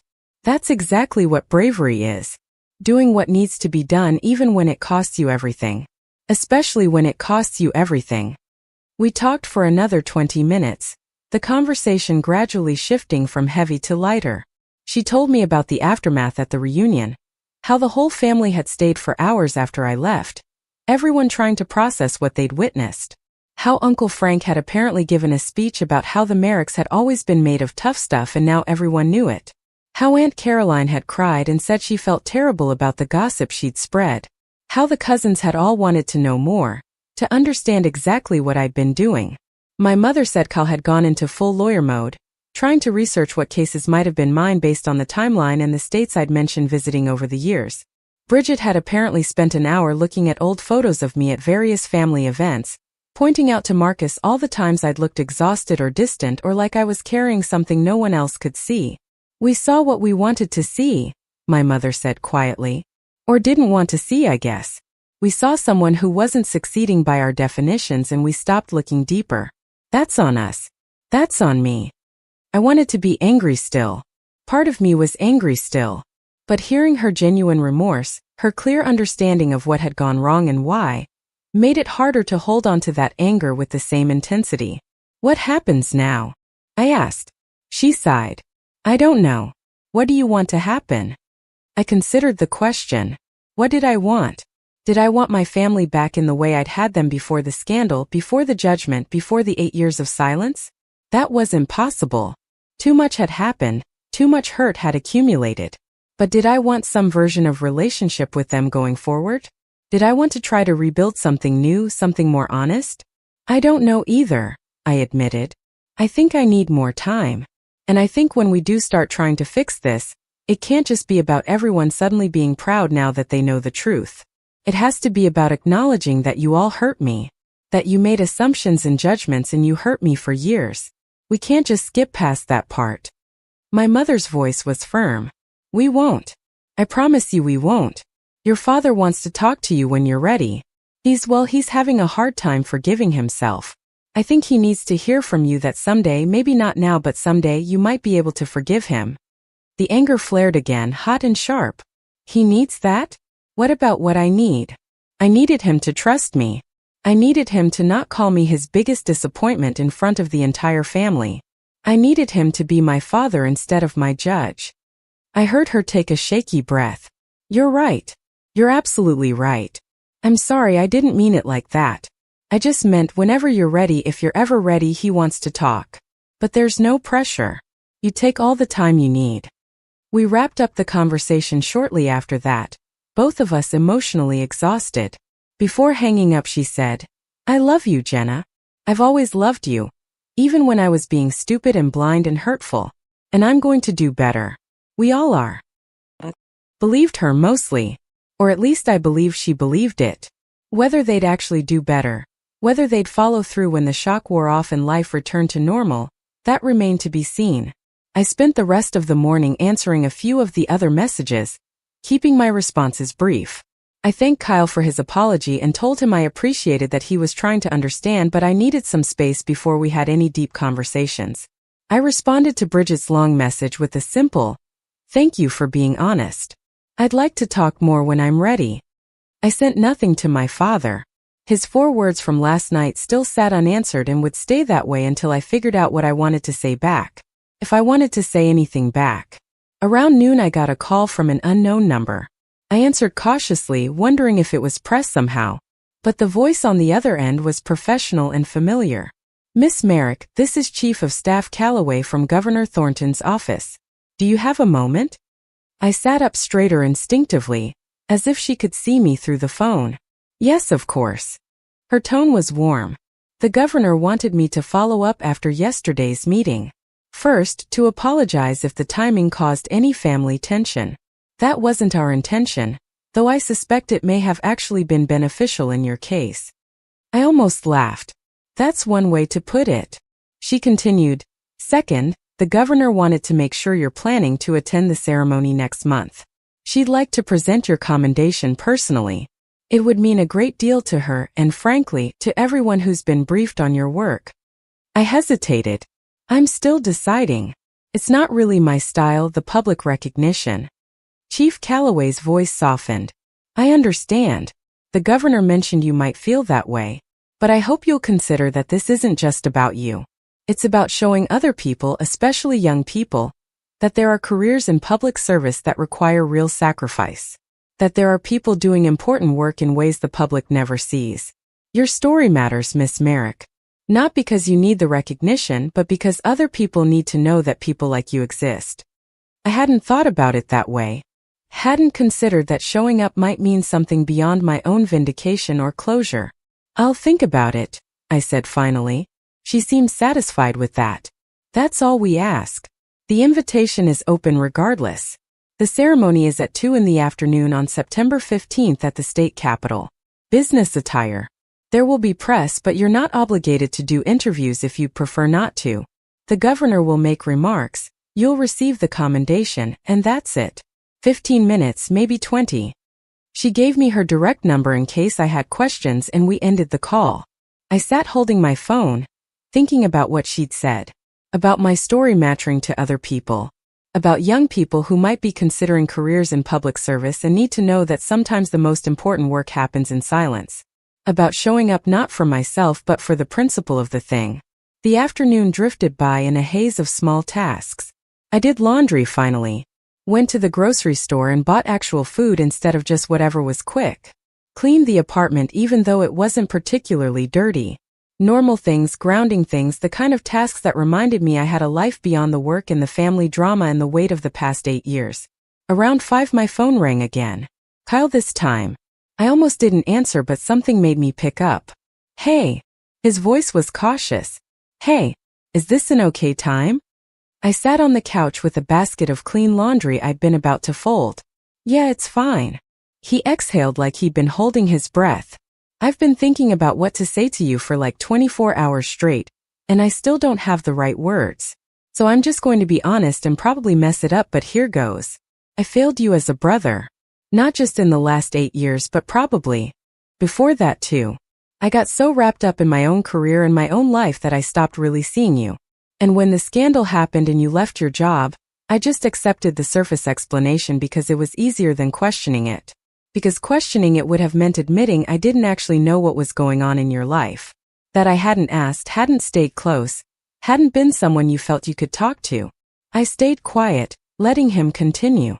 Vanessa and I talked last night and she pointed out something I didn't want to hear. She said I've always been competitive with you. Ever since we were kids. That I liked being the successful one, the one Dad bragged about, and when you seemed to be struggling I wasn't upset about it the way I should have been. I was relieved in some messed up way that I didn't have to compete anymore. And hearing her say that, God, Jenna, I wanted to argue but I couldn't because she was right. His voice cracked slightly. I'm ashamed of that. I'm ashamed it took the governor showing up to make me realize what kind of person I've been. What kind of brother I've been. I picked up a shirt from the laundry basket, folded it slowly while I processed what he'd said. It was more honest than I'd expected. More self-aware. Thank you for telling me that, I said finally. That couldn't have been easy to admit. He laughed bitterly. Nothing about this is easy. But you deserve honesty. You've been honest your whole life. Even when honesty meant letting us think the worst of you. So yeah, the least I can do is be honest now. We talked for almost an hour, a real conversation, maybe the first real one we'd had in years. He asked questions about the work I'd done. Respectful questions that didn't push for classified details. I asked about his life, his job, his marriage to Vanessa. We found common ground in unexpected places, discovered we both liked the same podcast about environmental policy, laughed about shared memories from childhood that neither of us had thought about in decades. By the time we hung up I felt something shift. Not forgiveness exactly, not yet, but maybe the beginning of a path toward it. Maybe the possibility of rebuilding something that looked different from what we'd had but might actually be better. More honest. More real. That evening I sat down with my laptop and drafted an email to Director Hammond. I told him I'd attend the ceremony. That I'd reconsidered and decided it was important to show up. Not just for myself but for the principle of the work. That I wanted to represent the people who did this kind of job, who made these kinds of sacrifices, who carried these burdens in silence. I told him I was proud of the work we'd done and grateful for the opportunity to have been part of it.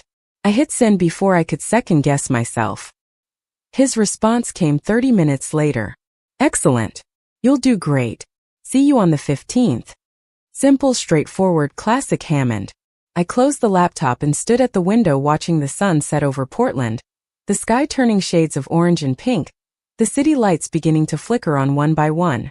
Somewhere out there my family was having their own reckonings, their own conversations, their own attempts to process what they'd learned.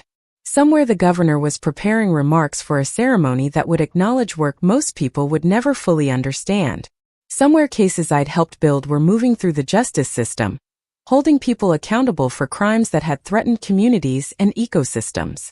The next 3 weeks passed in a strange liminal space. I talked to my mother every few days, short conversations that slowly rebuilt connection.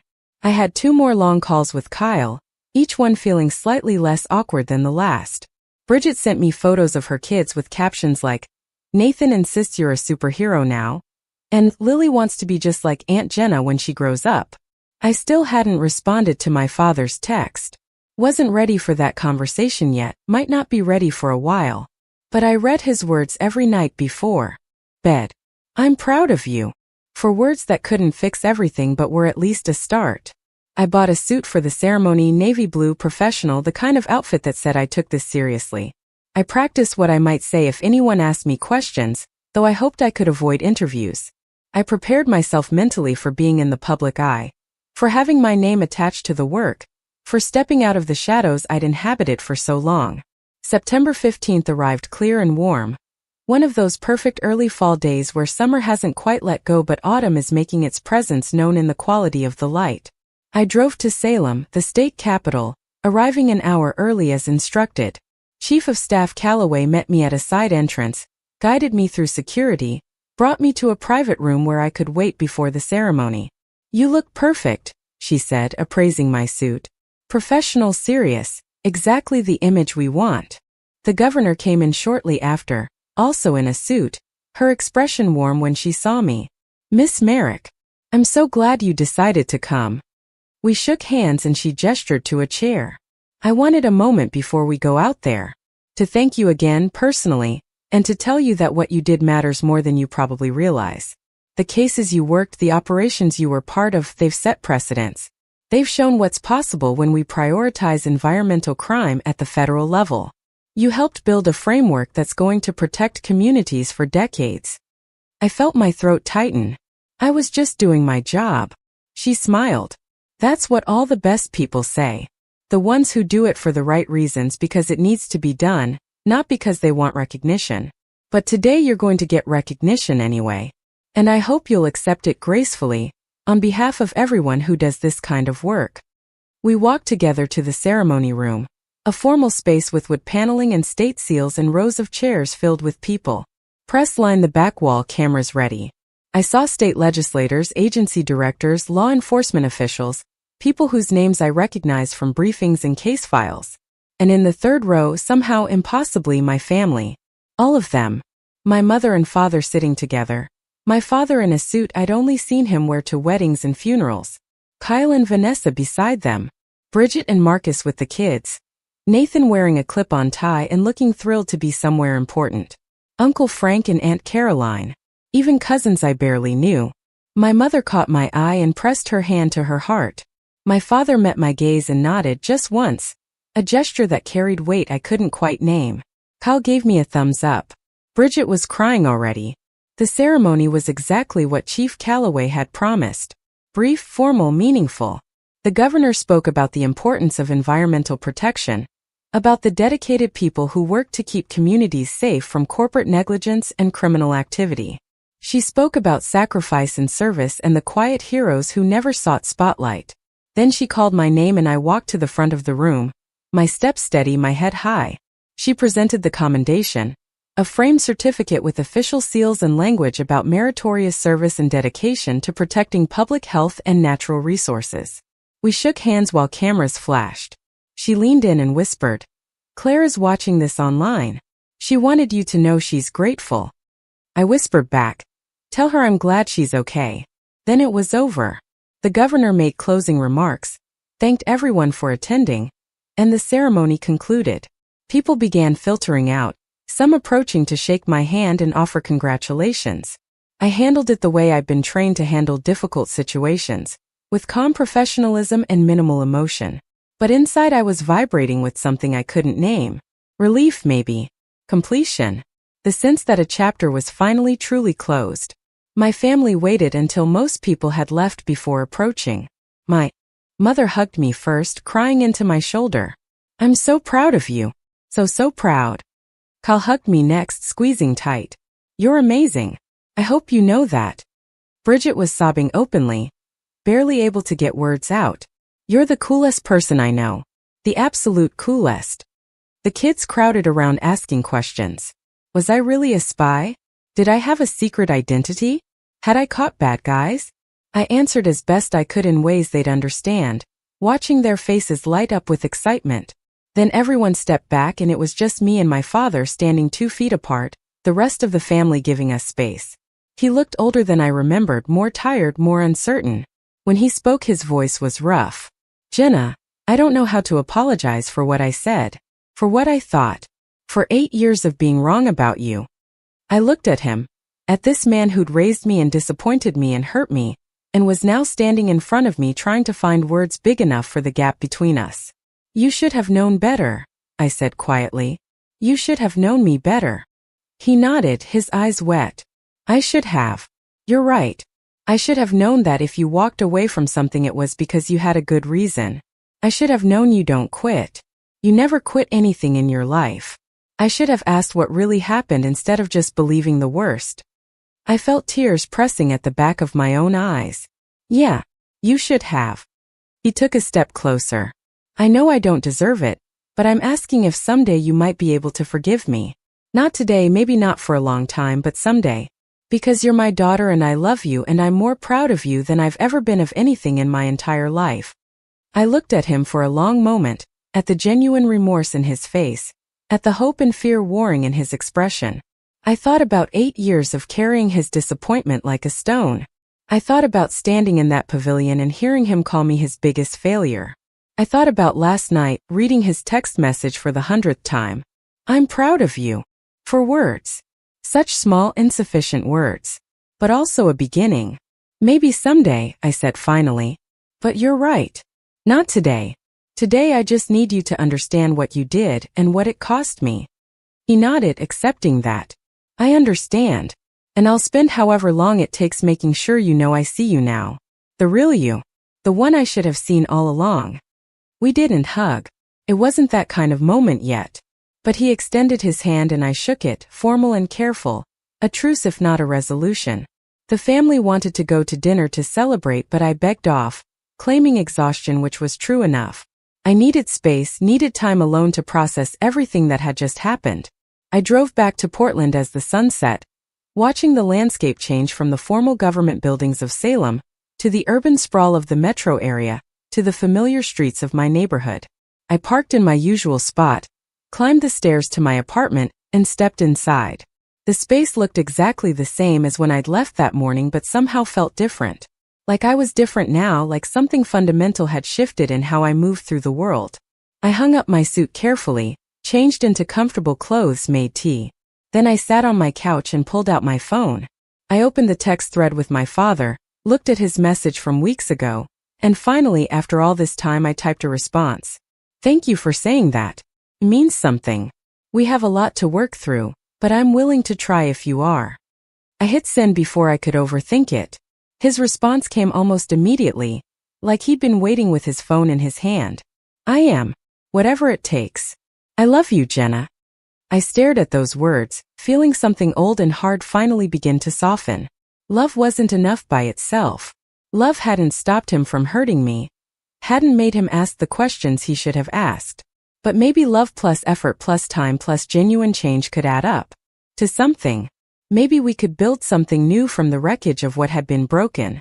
Maybe forgiveness was possible, not all at once but gradually, carefully, honestly. I set my phone down and looked around my small apartment, at the life I'd built in the margins, at the ordinary simple space that was mine. Tomorrow the press coverage would start. Articles about the ceremony, about the cases I'd worked, about the environmental crimes we'd helped prosecute. My name would be public, attached to work I'd done in silence. People in Cedar Springs would read about it. Old colleagues would read about it. Everyone would suddenly understand what I'd been doing for 8 years. But tonight, before all of that, I just sat in my quiet apartment and let myself feel the full weight of what had happened. The vindication, the recognition, the painful, necessary conversations with my family, the ceremony that had made everything real and public and finished, the beginning of whatever came next.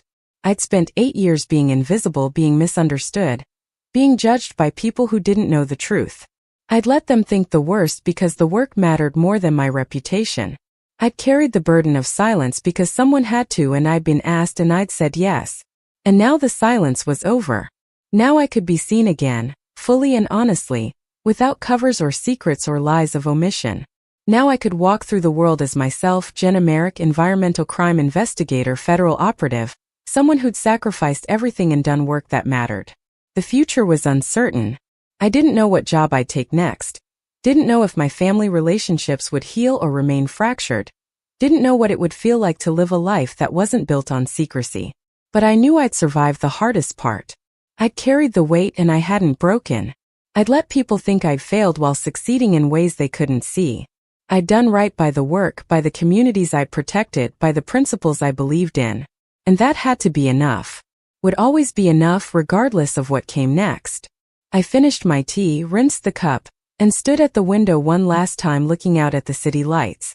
Tomorrow would bring new challenges, new conversations, new versions of myself to figure out. But tonight I just let myself be. Jenna Merrick, 32 years old, environmental crime investigator. Someone's daughter, someone's sister, someone's aunt. Someone who'd done hard things and survived them. Someone who'd been invisible and was now finally, gloriously, impossibly visible again. Someone who'd earned her place in the light. The morning after the ceremony, I woke to my phone buzzing with notifications.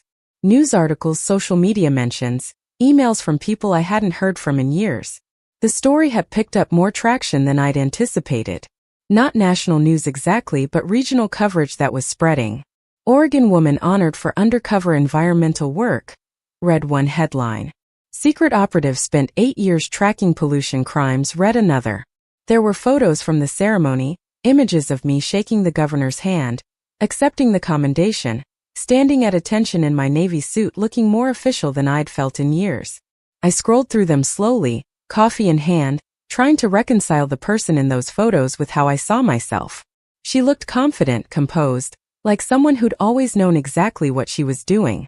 The reality had been messier than that. Years of doubt and exhaustion and wondering if any of it mattered. Years of missing birthdays and holidays and normal life milestones because the work demanded it. Years of loneliness so profound it became background noise, just another thing I carried without thinking about it. But the photos didn't show any of that. They showed the polished version, the public face, the narrative that made sense to people who'd never had to live in the gaps between who they were and who they pretended to be. One article included quotes from Director Hammond. About my work. Miss Merrick demonstrated extraordinary dedication and professional excellence throughout her tenure with the task force. Her investigations were instrumental in 17 major prosecutions across 6 states, resulting in significant environmental protections for communities that would otherwise have been at risk. She represents the highest standard of public service. Reading his words in print felt strange, like hearing someone describe a person I used to be rather than still was. Another article had reached out to the governor's office for comment and received a statement from Chief of Staff Callaway. Governor Thornton has profound respect and gratitude for Miss Merrick's service. The work she did, often at great personal cost, exemplifies the kind of quiet courage that keeps our communities safe. We're honored to recognize her contributions. There was also a quote from someone at the Washington State Environmental Agency, my old employer, diplomatically acknowledging that my departure had been more complex than initially understood, and expressing pride in my subsequent achievements. I wondered how many people there were scrambling to rewrite their memories of me, to pretend they'd never believed the scandal, to claim they'd always known there was more to the story. Human nature, I supposed. Easier to revise history than admit you've been wrong. My phone rang while I was reading. A number I didn't recognize with the Seattle area code. I answered cautiously. Miss Merrick? This is David Chun from the Seattle Times. I'm working on a feature about your career, and I was hoping you might have time for an interview. We'd love to hear your perspective on the work you did, the sacrifices involved, what it was like operating undercover for so long. I sipped my coffee, considering. Part of me wanted to say no, to maintain the privacy I'd guarded so carefully for 8 years. But I remembered what Chief of Staff Callaway had said about my story mattering to other people. About showing that this kind of work existed, that people made these choices, that public service sometimes required real sacrifice. I can give you 30 minutes, I said finally. But there are still operational details I can't discuss. And I prefer to focus on the work itself rather than personal drama. He agreed enthusiastically, and we scheduled a phone interview for later that week. After we hung up, I sat staring at my phone, wondering if I was making a mistake.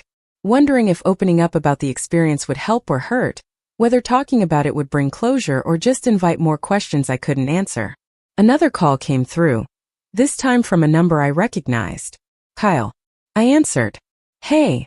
His voice was animated in a way I rarely heard from him. Jenna, have you seen the coverage? It's everywhere. My firm's managing partner called me this morning to say he saw the story, and how proud the firm is to be associated with your family. People at Vanessa's agency are talking about it. This is incredible. I heard the excitement in his voice, but also something that made me uneasy. Pride, yes, but also a kind of reflected glory, like my recognition had somehow elevated him by association. It's just a few regional articles, I said carefully. It'll die down in a couple days. He laughed. Are you kidding? The story has legs. People love this stuff, the secret operative angle, the family that didn't know, the dramatic reveal.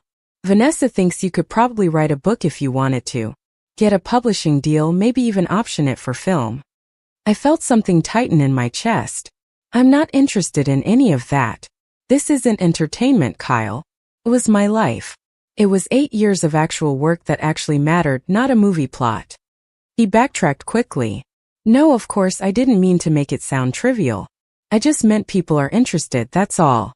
And you should, I don't know, capitalize on that interest maybe? You've earned the right to benefit from your story. I closed my eyes, trying to find patience.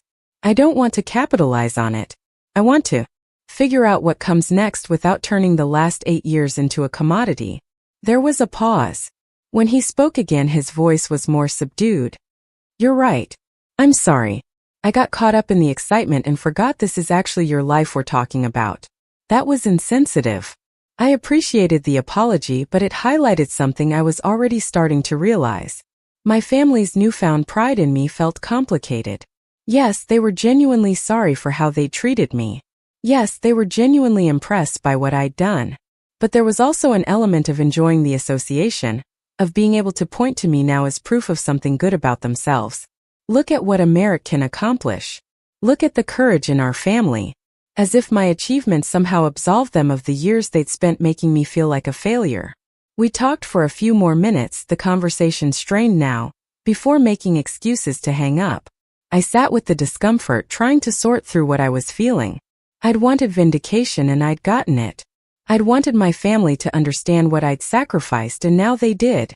But the reality of that understanding was more complicated than I'd anticipated. It didn't erase the hurt. It didn't undo the years of judgment. And it came with new complications, new ways they could misunderstand or misuse what I'd done. My mother called mid-morning, her voice bright and determined. Jenna, I've been thinking. We should have a proper celebration. A dinner, just family, where we can all sit down together and really talk. Really hear about what you went through. I want to cook your favorite meal, have everyone there, make it special. I walked to the window, looking out at the street below where normal life was happening. People going to work, walking dogs, carrying groceries. I appreciate the thought, Mom, but I'm not ready for that yet. It's too soon. Too much. She was quiet for a moment. Is it because you're still angry with us? As I understand if you are. We deserve your anger. I leaned my forehead against the cool glass. It's not about anger exactly. It's about needing space to figure out who I am now that I'm not carrying all those secrets. And I can't do that while also managing everyone's feelings about what they just learned. Does that make sense? She sighed softly. It does. I don't like it, but it does. I just want to fix things, sweetheart. I want us to be a real family again. The phrase caught me. We were never not a real family, Mom. We were just a family with problems. A family where people made assumptions instead of asking questions. That doesn't stop being true just because now you know what I was really doing. Her voice trembled. So what do we do? How do we move forward? I thought about it, trying to find words for something I was still figuring out myself. I think we move forward slowly. We have conversations, real ones, where everyone actually listens instead of just waiting to talk. We acknowledge what happened instead of trying to skip past it to the reconciliation part. And we accept that some things might not go back to how they were, because maybe how they were wasn't actually that good. She absorbed that, and when she spoke again there was something different in her tone. Something more genuine, less desperate to fix things immediately. Okay. Slow. Real conversations. Acknowledging what happened. I can do that. We can do that. We talked a bit longer, the conversation easier once we'd established those boundaries.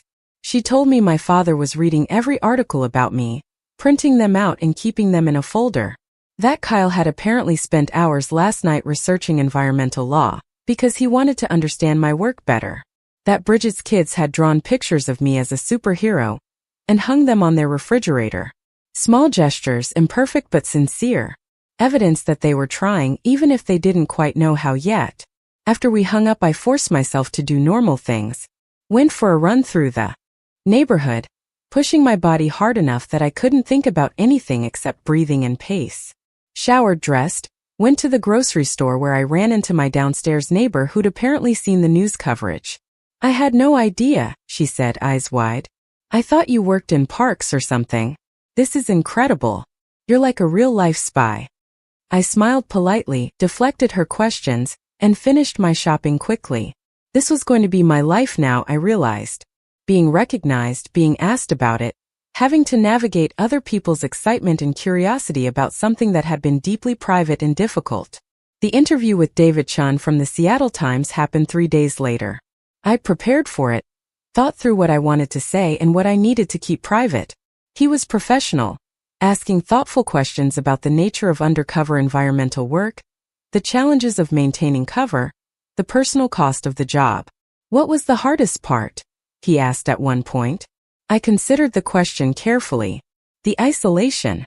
Not just physical isolation, though there was plenty of that, but the isolation of knowing things you can't share, of having experiences you can't talk about, of watching people make judgments about you based on incomplete information and not being able to correct them. That kind of isolation gets into your bones after a while. It changes how you relate to people, how you see yourself. He followed up. And your family? They didn't know what you were really doing all those years. What was that like? I chose my words carefully. It was necessary. The work required complete secrecy and I understood that going in. But yes, it was hard. Being treated like I'd failed when I was actually succeeding, being left out of family events or included only out of obligation, feeling like I'd become someone they were ashamed of. That took a toll. But I'd make the same choice again because the work mattered more than my comfort or my reputation. He asked about specific cases I could discuss, about the training involved, about what came next for me. I answered what I could, deflected what I couldn't, and by the end of the 30 minutes I felt drained but satisfied that I'd represented the work honestly without sensationalizing it. The article came out a week later, featured in the Sunday edition with a photo of me from the ceremony. The headline read, "The Weight of Silence. Inside one woman's 8-year environmental crime investigation." It was fair, thoughtful, focused appropriately on the work rather than the family drama. Chun had included context about environmental crime prosecutions, statistics about illegal dumping and corporate pollution, information about the task force I'd worked with. He'd made it bigger than just my story, connected it to systemic issues and ongoing challenges. I read it twice, then forwarded it to Director Hammond with a simple note. Hope this represents the work appropriately. His response came quickly. It does. Well done. My phone exploded again after the article published. More interview requests, more messages from old colleagues, more expressions of surprise and support from people who'd known me before. But also something unexpected. Messages from strangers. Young people mostly saying the article had inspired them, asking how to get into environmental protection work. Sharing their own stories of feeling called to public service but worried about the sacrifices involved. I read through them slowly, moved by the earnestness and vulnerability. One message in particular stayed with me.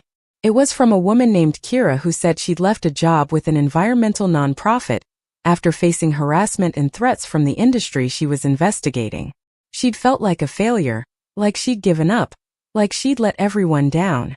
Reading about your work, she wrote, about the years you spent being misunderstood while doing something that mattered, it helped me see my experience differently. I didn't fail. I made a choice to protect myself so I could fight another day in another way. Thank you for showing that there are different kinds of courage and different ways to serve. I wrote back to her, something I didn't do for most of the messages. You're exactly right. Protecting yourself so you can continue the work in sustainable ways is just as important as dramatic sacrifice. We need people who can go the distance, and that means knowing when to step back, regroup, and find a different approach. Your work mattered. Keep going. Her response came within minutes, a simple thank you. I needed to hear that. These exchanges, these small moments of connection with people who understood the weight of this kind of work, meant more to me than any of the official recognition. They reminded me why the ceremony had been important, why telling my story publicly served a purpose beyond personal vindication. There were other people carrying similar burdens, other people making similar sacrifices, and knowing they weren't alone mattered. September faded into October. The media attention gradually died down as other stories took precedence. My family and I fell into a new pattern, tentative but functional. Weekly phone calls with my mother where we talked about real things instead of surface pleasantries. Occasional lunch meetings with Kyle where he asked genuine questions about my work, and I asked about his life. Video calls with Bridget's kids where Nathan showed me books about environmental science he was reading, and Lily told me about a school project on water conservation. My father and I exchanged texts, brief but regular, slowly building something that looked less like the relationship we'd had and more like the relationship we could have. It wasn't perfect. There were still moments of tension, still conversations where old patterns emerged and had to be consciously redirected.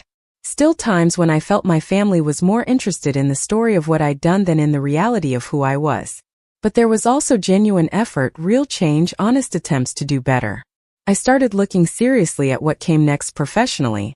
Director Hammond offered me a permanent position with the task force, this time above board with an official title and salary that reflected the work. "We need people with your experience," he said during a call. "People who understand how to build these cases, who can train the next generation of operatives, who can bridge the gap between field work and prosecution." It was tempting. The work was meaningful, the people were competent, and I already understood the culture and demands. But part of me wondered if I needed something different. Something that allowed me to use my experience in new ways, to have a life that wasn't defined entirely by secrecy and sacrifice. I also got contacted by several environmental nonprofits interested in hiring someone with my background. One in particular caught my attention, an organization focused on corporate accountability for pollution and environmental damage. They wanted someone to build out their investigative capacity, to develop methods for tracking and documenting environmental crimes that could support both legal action and public awareness campaigns. The work would be challenging but above board. I'd have a team, resources, the ability to speak publicly about what we were doing.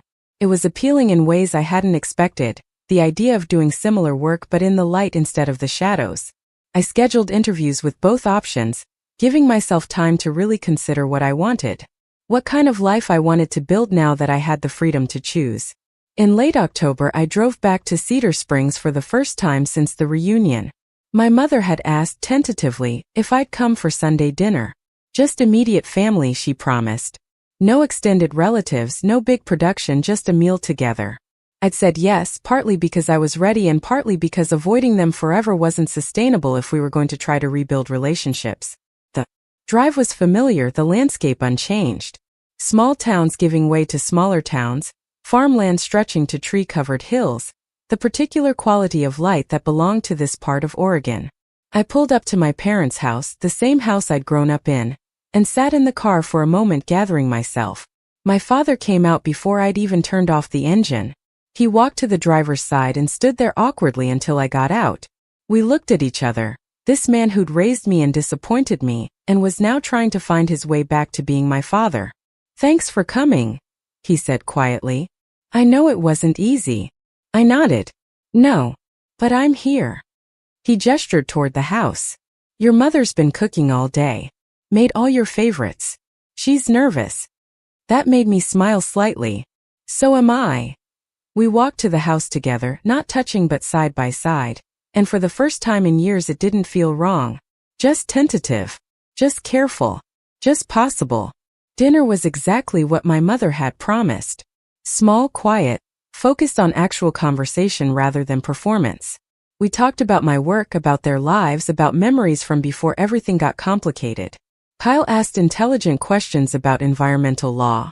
Bridget shared stories about her kids that were genuinely funny, rather than just proud parent boasting. My mother told me about a book club she joined, and how reading fiction was helping her understand people better.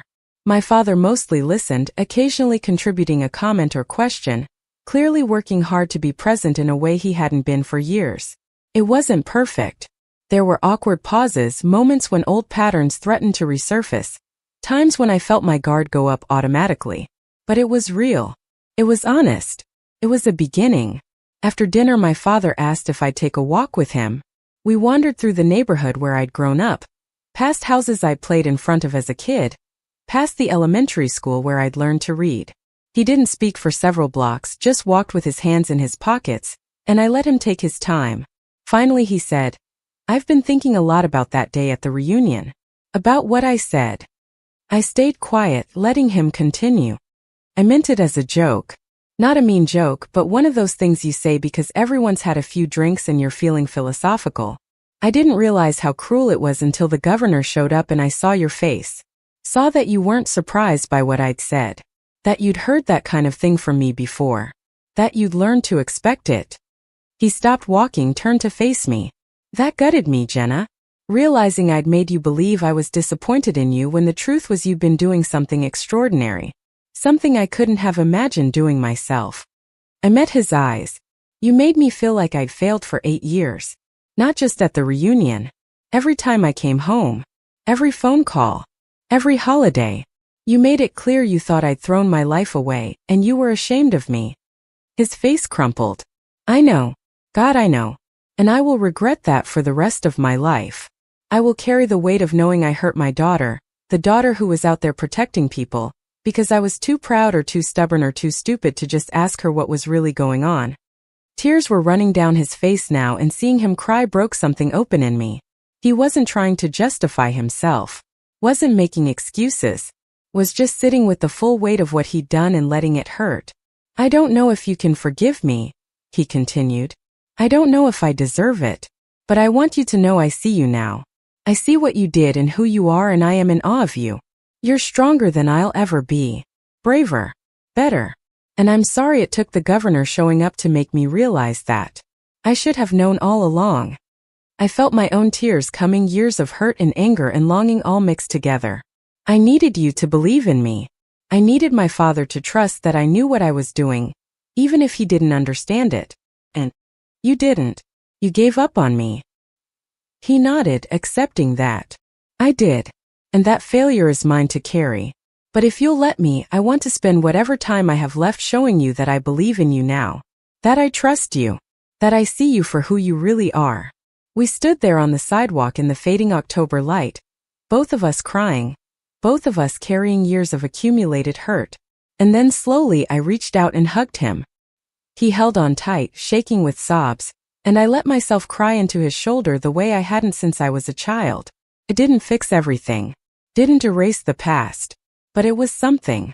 It was a step toward forgiveness, toward rebuilding, toward maybe someday having the kind of relationship I'd always wanted with him. We walked back to the house in silence, both of us emotionally wrung out. My mother took one look at our faces and pulled me into a hug without asking questions. Kyle and Bridget were getting ready to leave, gathering coats and car keys, but they paused when they saw us. You okay? Kyle asked. I nodded. Yeah, I think maybe I am. I drove back to Portland that night feeling lighter than I had in years. The weight of my father's disappointment, something I'd carried for so long I'd stopped noticing it, had shifted. Not disappeared entirely, it would take time for that, but loosened enough that I could breathe differently. Could imagine a future where family meant support instead of judgment, where coming home felt safe instead of fraught. In November I made my decision about work. I accepted the position with the nonprofit, attracted by the idea of doing similar work, but in a context where I could build a team, develop long-term strategies, and operate transparently. Director Hammond understood. You've earned the right to work in the light, he said when I called to decline his offer. Go build something good. And if you ever need anything, you know where to find me. I started the new job in December, throwing myself into the work of building out their investigative program, hiring staff, developing protocols, establishing relationships with legal teams and journalists who could amplify the findings. It was challenging and exhausting and deeply satisfying in ways I hadn't experienced before. I had colleagues I could talk to openly about the work. I had a title I could put on business cards. I had a career I could explain to people without lying or deflecting. Christmas that year was different than any I'd had in the past decade. I went home to Cedar Springs and it felt like actually coming home rather than visiting a place I used to belong. We had dinner, exchanged gifts, talked and laughed without the undercurrent of judgment that had poisoned previous gatherings. Nathan gave me a card he'd made himself, construction paper decorated with drawings of trees and rivers and a stick figure he identified as me wearing a cape. Because you're a superhero who protects nature, he explained seriously. I hugged him tight, overwhelmed by his simple understanding of something that had taken his adult relatives years to grasp.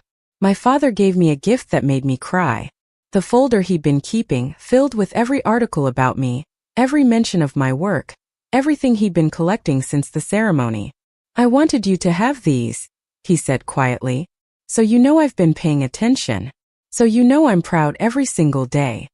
As the year drew to a close, I found myself thinking about trajectory, about how lives can pivot on single moments or accumulate change so gradually you don't notice until suddenly everything is different. 8 years ago I'd made a choice that had cost me almost everything visible while gaining me something harder to quantify. Purpose. Integrity. The knowledge that I'd done work that mattered even when no one could see it. Now I was making different choices, building a different life. One where I didn't have to hide or sacrifice or carry secrets that isolated me from everyone I loved. I was learning to be visible again, to accept recognition, to build relationships based on honesty rather than cover stories. It was harder than I'd expected, reintegrating into normal life after years of operating in shadows. But it was also deeply good. Deeply right. Exactly what I needed. On New Year's Eve I stood at my apartment window watching fireworks bloom over the city, thinking about the year that had passed and the one ahead. Thinking about family and forgiveness and the long slow work of rebuilding trust. Thinking about my new job, the team I was building, the investigations we'd launch in the coming months. Thinking about all the versions of myself I'd been, the intelligence analyst who'd started with such optimism, the operative who'd learned to live with secrets, the woman who'd stood in front of her family and let herself be seen. All of them were still part of me, layered and complicated and real. My phone buzzed with messages as midnight approached. Happy New Year texts from my mother, from Kyle, from Bridget. A message from my father that just said, "Proud of you always." A text from Director Hammond that read, "Here's to new beginnings. You've earned them." Messages from colleagues at the nonprofit, from friends I was slowly allowing myself to make, from Agent Torres who sent a simple cheers to visibility. The fireworks reached their crescendo, bright explosions of color against the dark sky. And I felt something I hadn't let myself feel in years. Hope. Not hope that everything would be perfect or that the past could be erased, but hope that the future could be different. That I could build a life that honored both who I'd been and who I was becoming. That I could do meaningful work while also having meaningful relationships. That I could be seen and known and still be safe. That the weight of silence I'd carried for so long could transform into something else. Not a burden but a foundation. Not a barrier but a bridge. I raised my glass of champagne to the window, to the city spread out below, to the year ahead and all its unknown possibilities. To the work that awaited. To the family I was slowly reclaiming. To the version of myself I was learning to be, no longer invisible, no longer carrying secrets alone, no longer measured by others' narrow definitions of success. Just Jenna Merrick, complicated and flawed and real. Someone who'd done hard things and survived them. Someone who'd earned the right to step into the light. The fireworks faded and the city settled into the quiet that comes after celebration. I finished my champagne, rinsed the glass, and went to bed. Tomorrow would bring new challenges, new conversations, new versions of the ongoing work of living honestly and building the kind of life I wanted rather than the one circumstances had forced on me. But tonight I just let myself rest. Let myself feel the satisfaction of having survived something most people couldn't imagine. Let myself be proud of the woman I'd become, shaped by silence and secrecy but not defined by them. Let myself believe that the best was still ahead, that redemption was possible, that families could heal and trust could be rebuilt and lives could change in ways that felt like coming home to yourself. I fell asleep to the sound of the city outside my window, no longer running from anything, no longer hiding from anyone, finally, mercifully, completely myself. Up next, you've got 2 more standout stories right on your screen. If this one hit the mark, you won't want to pass these up. Just click and check them out.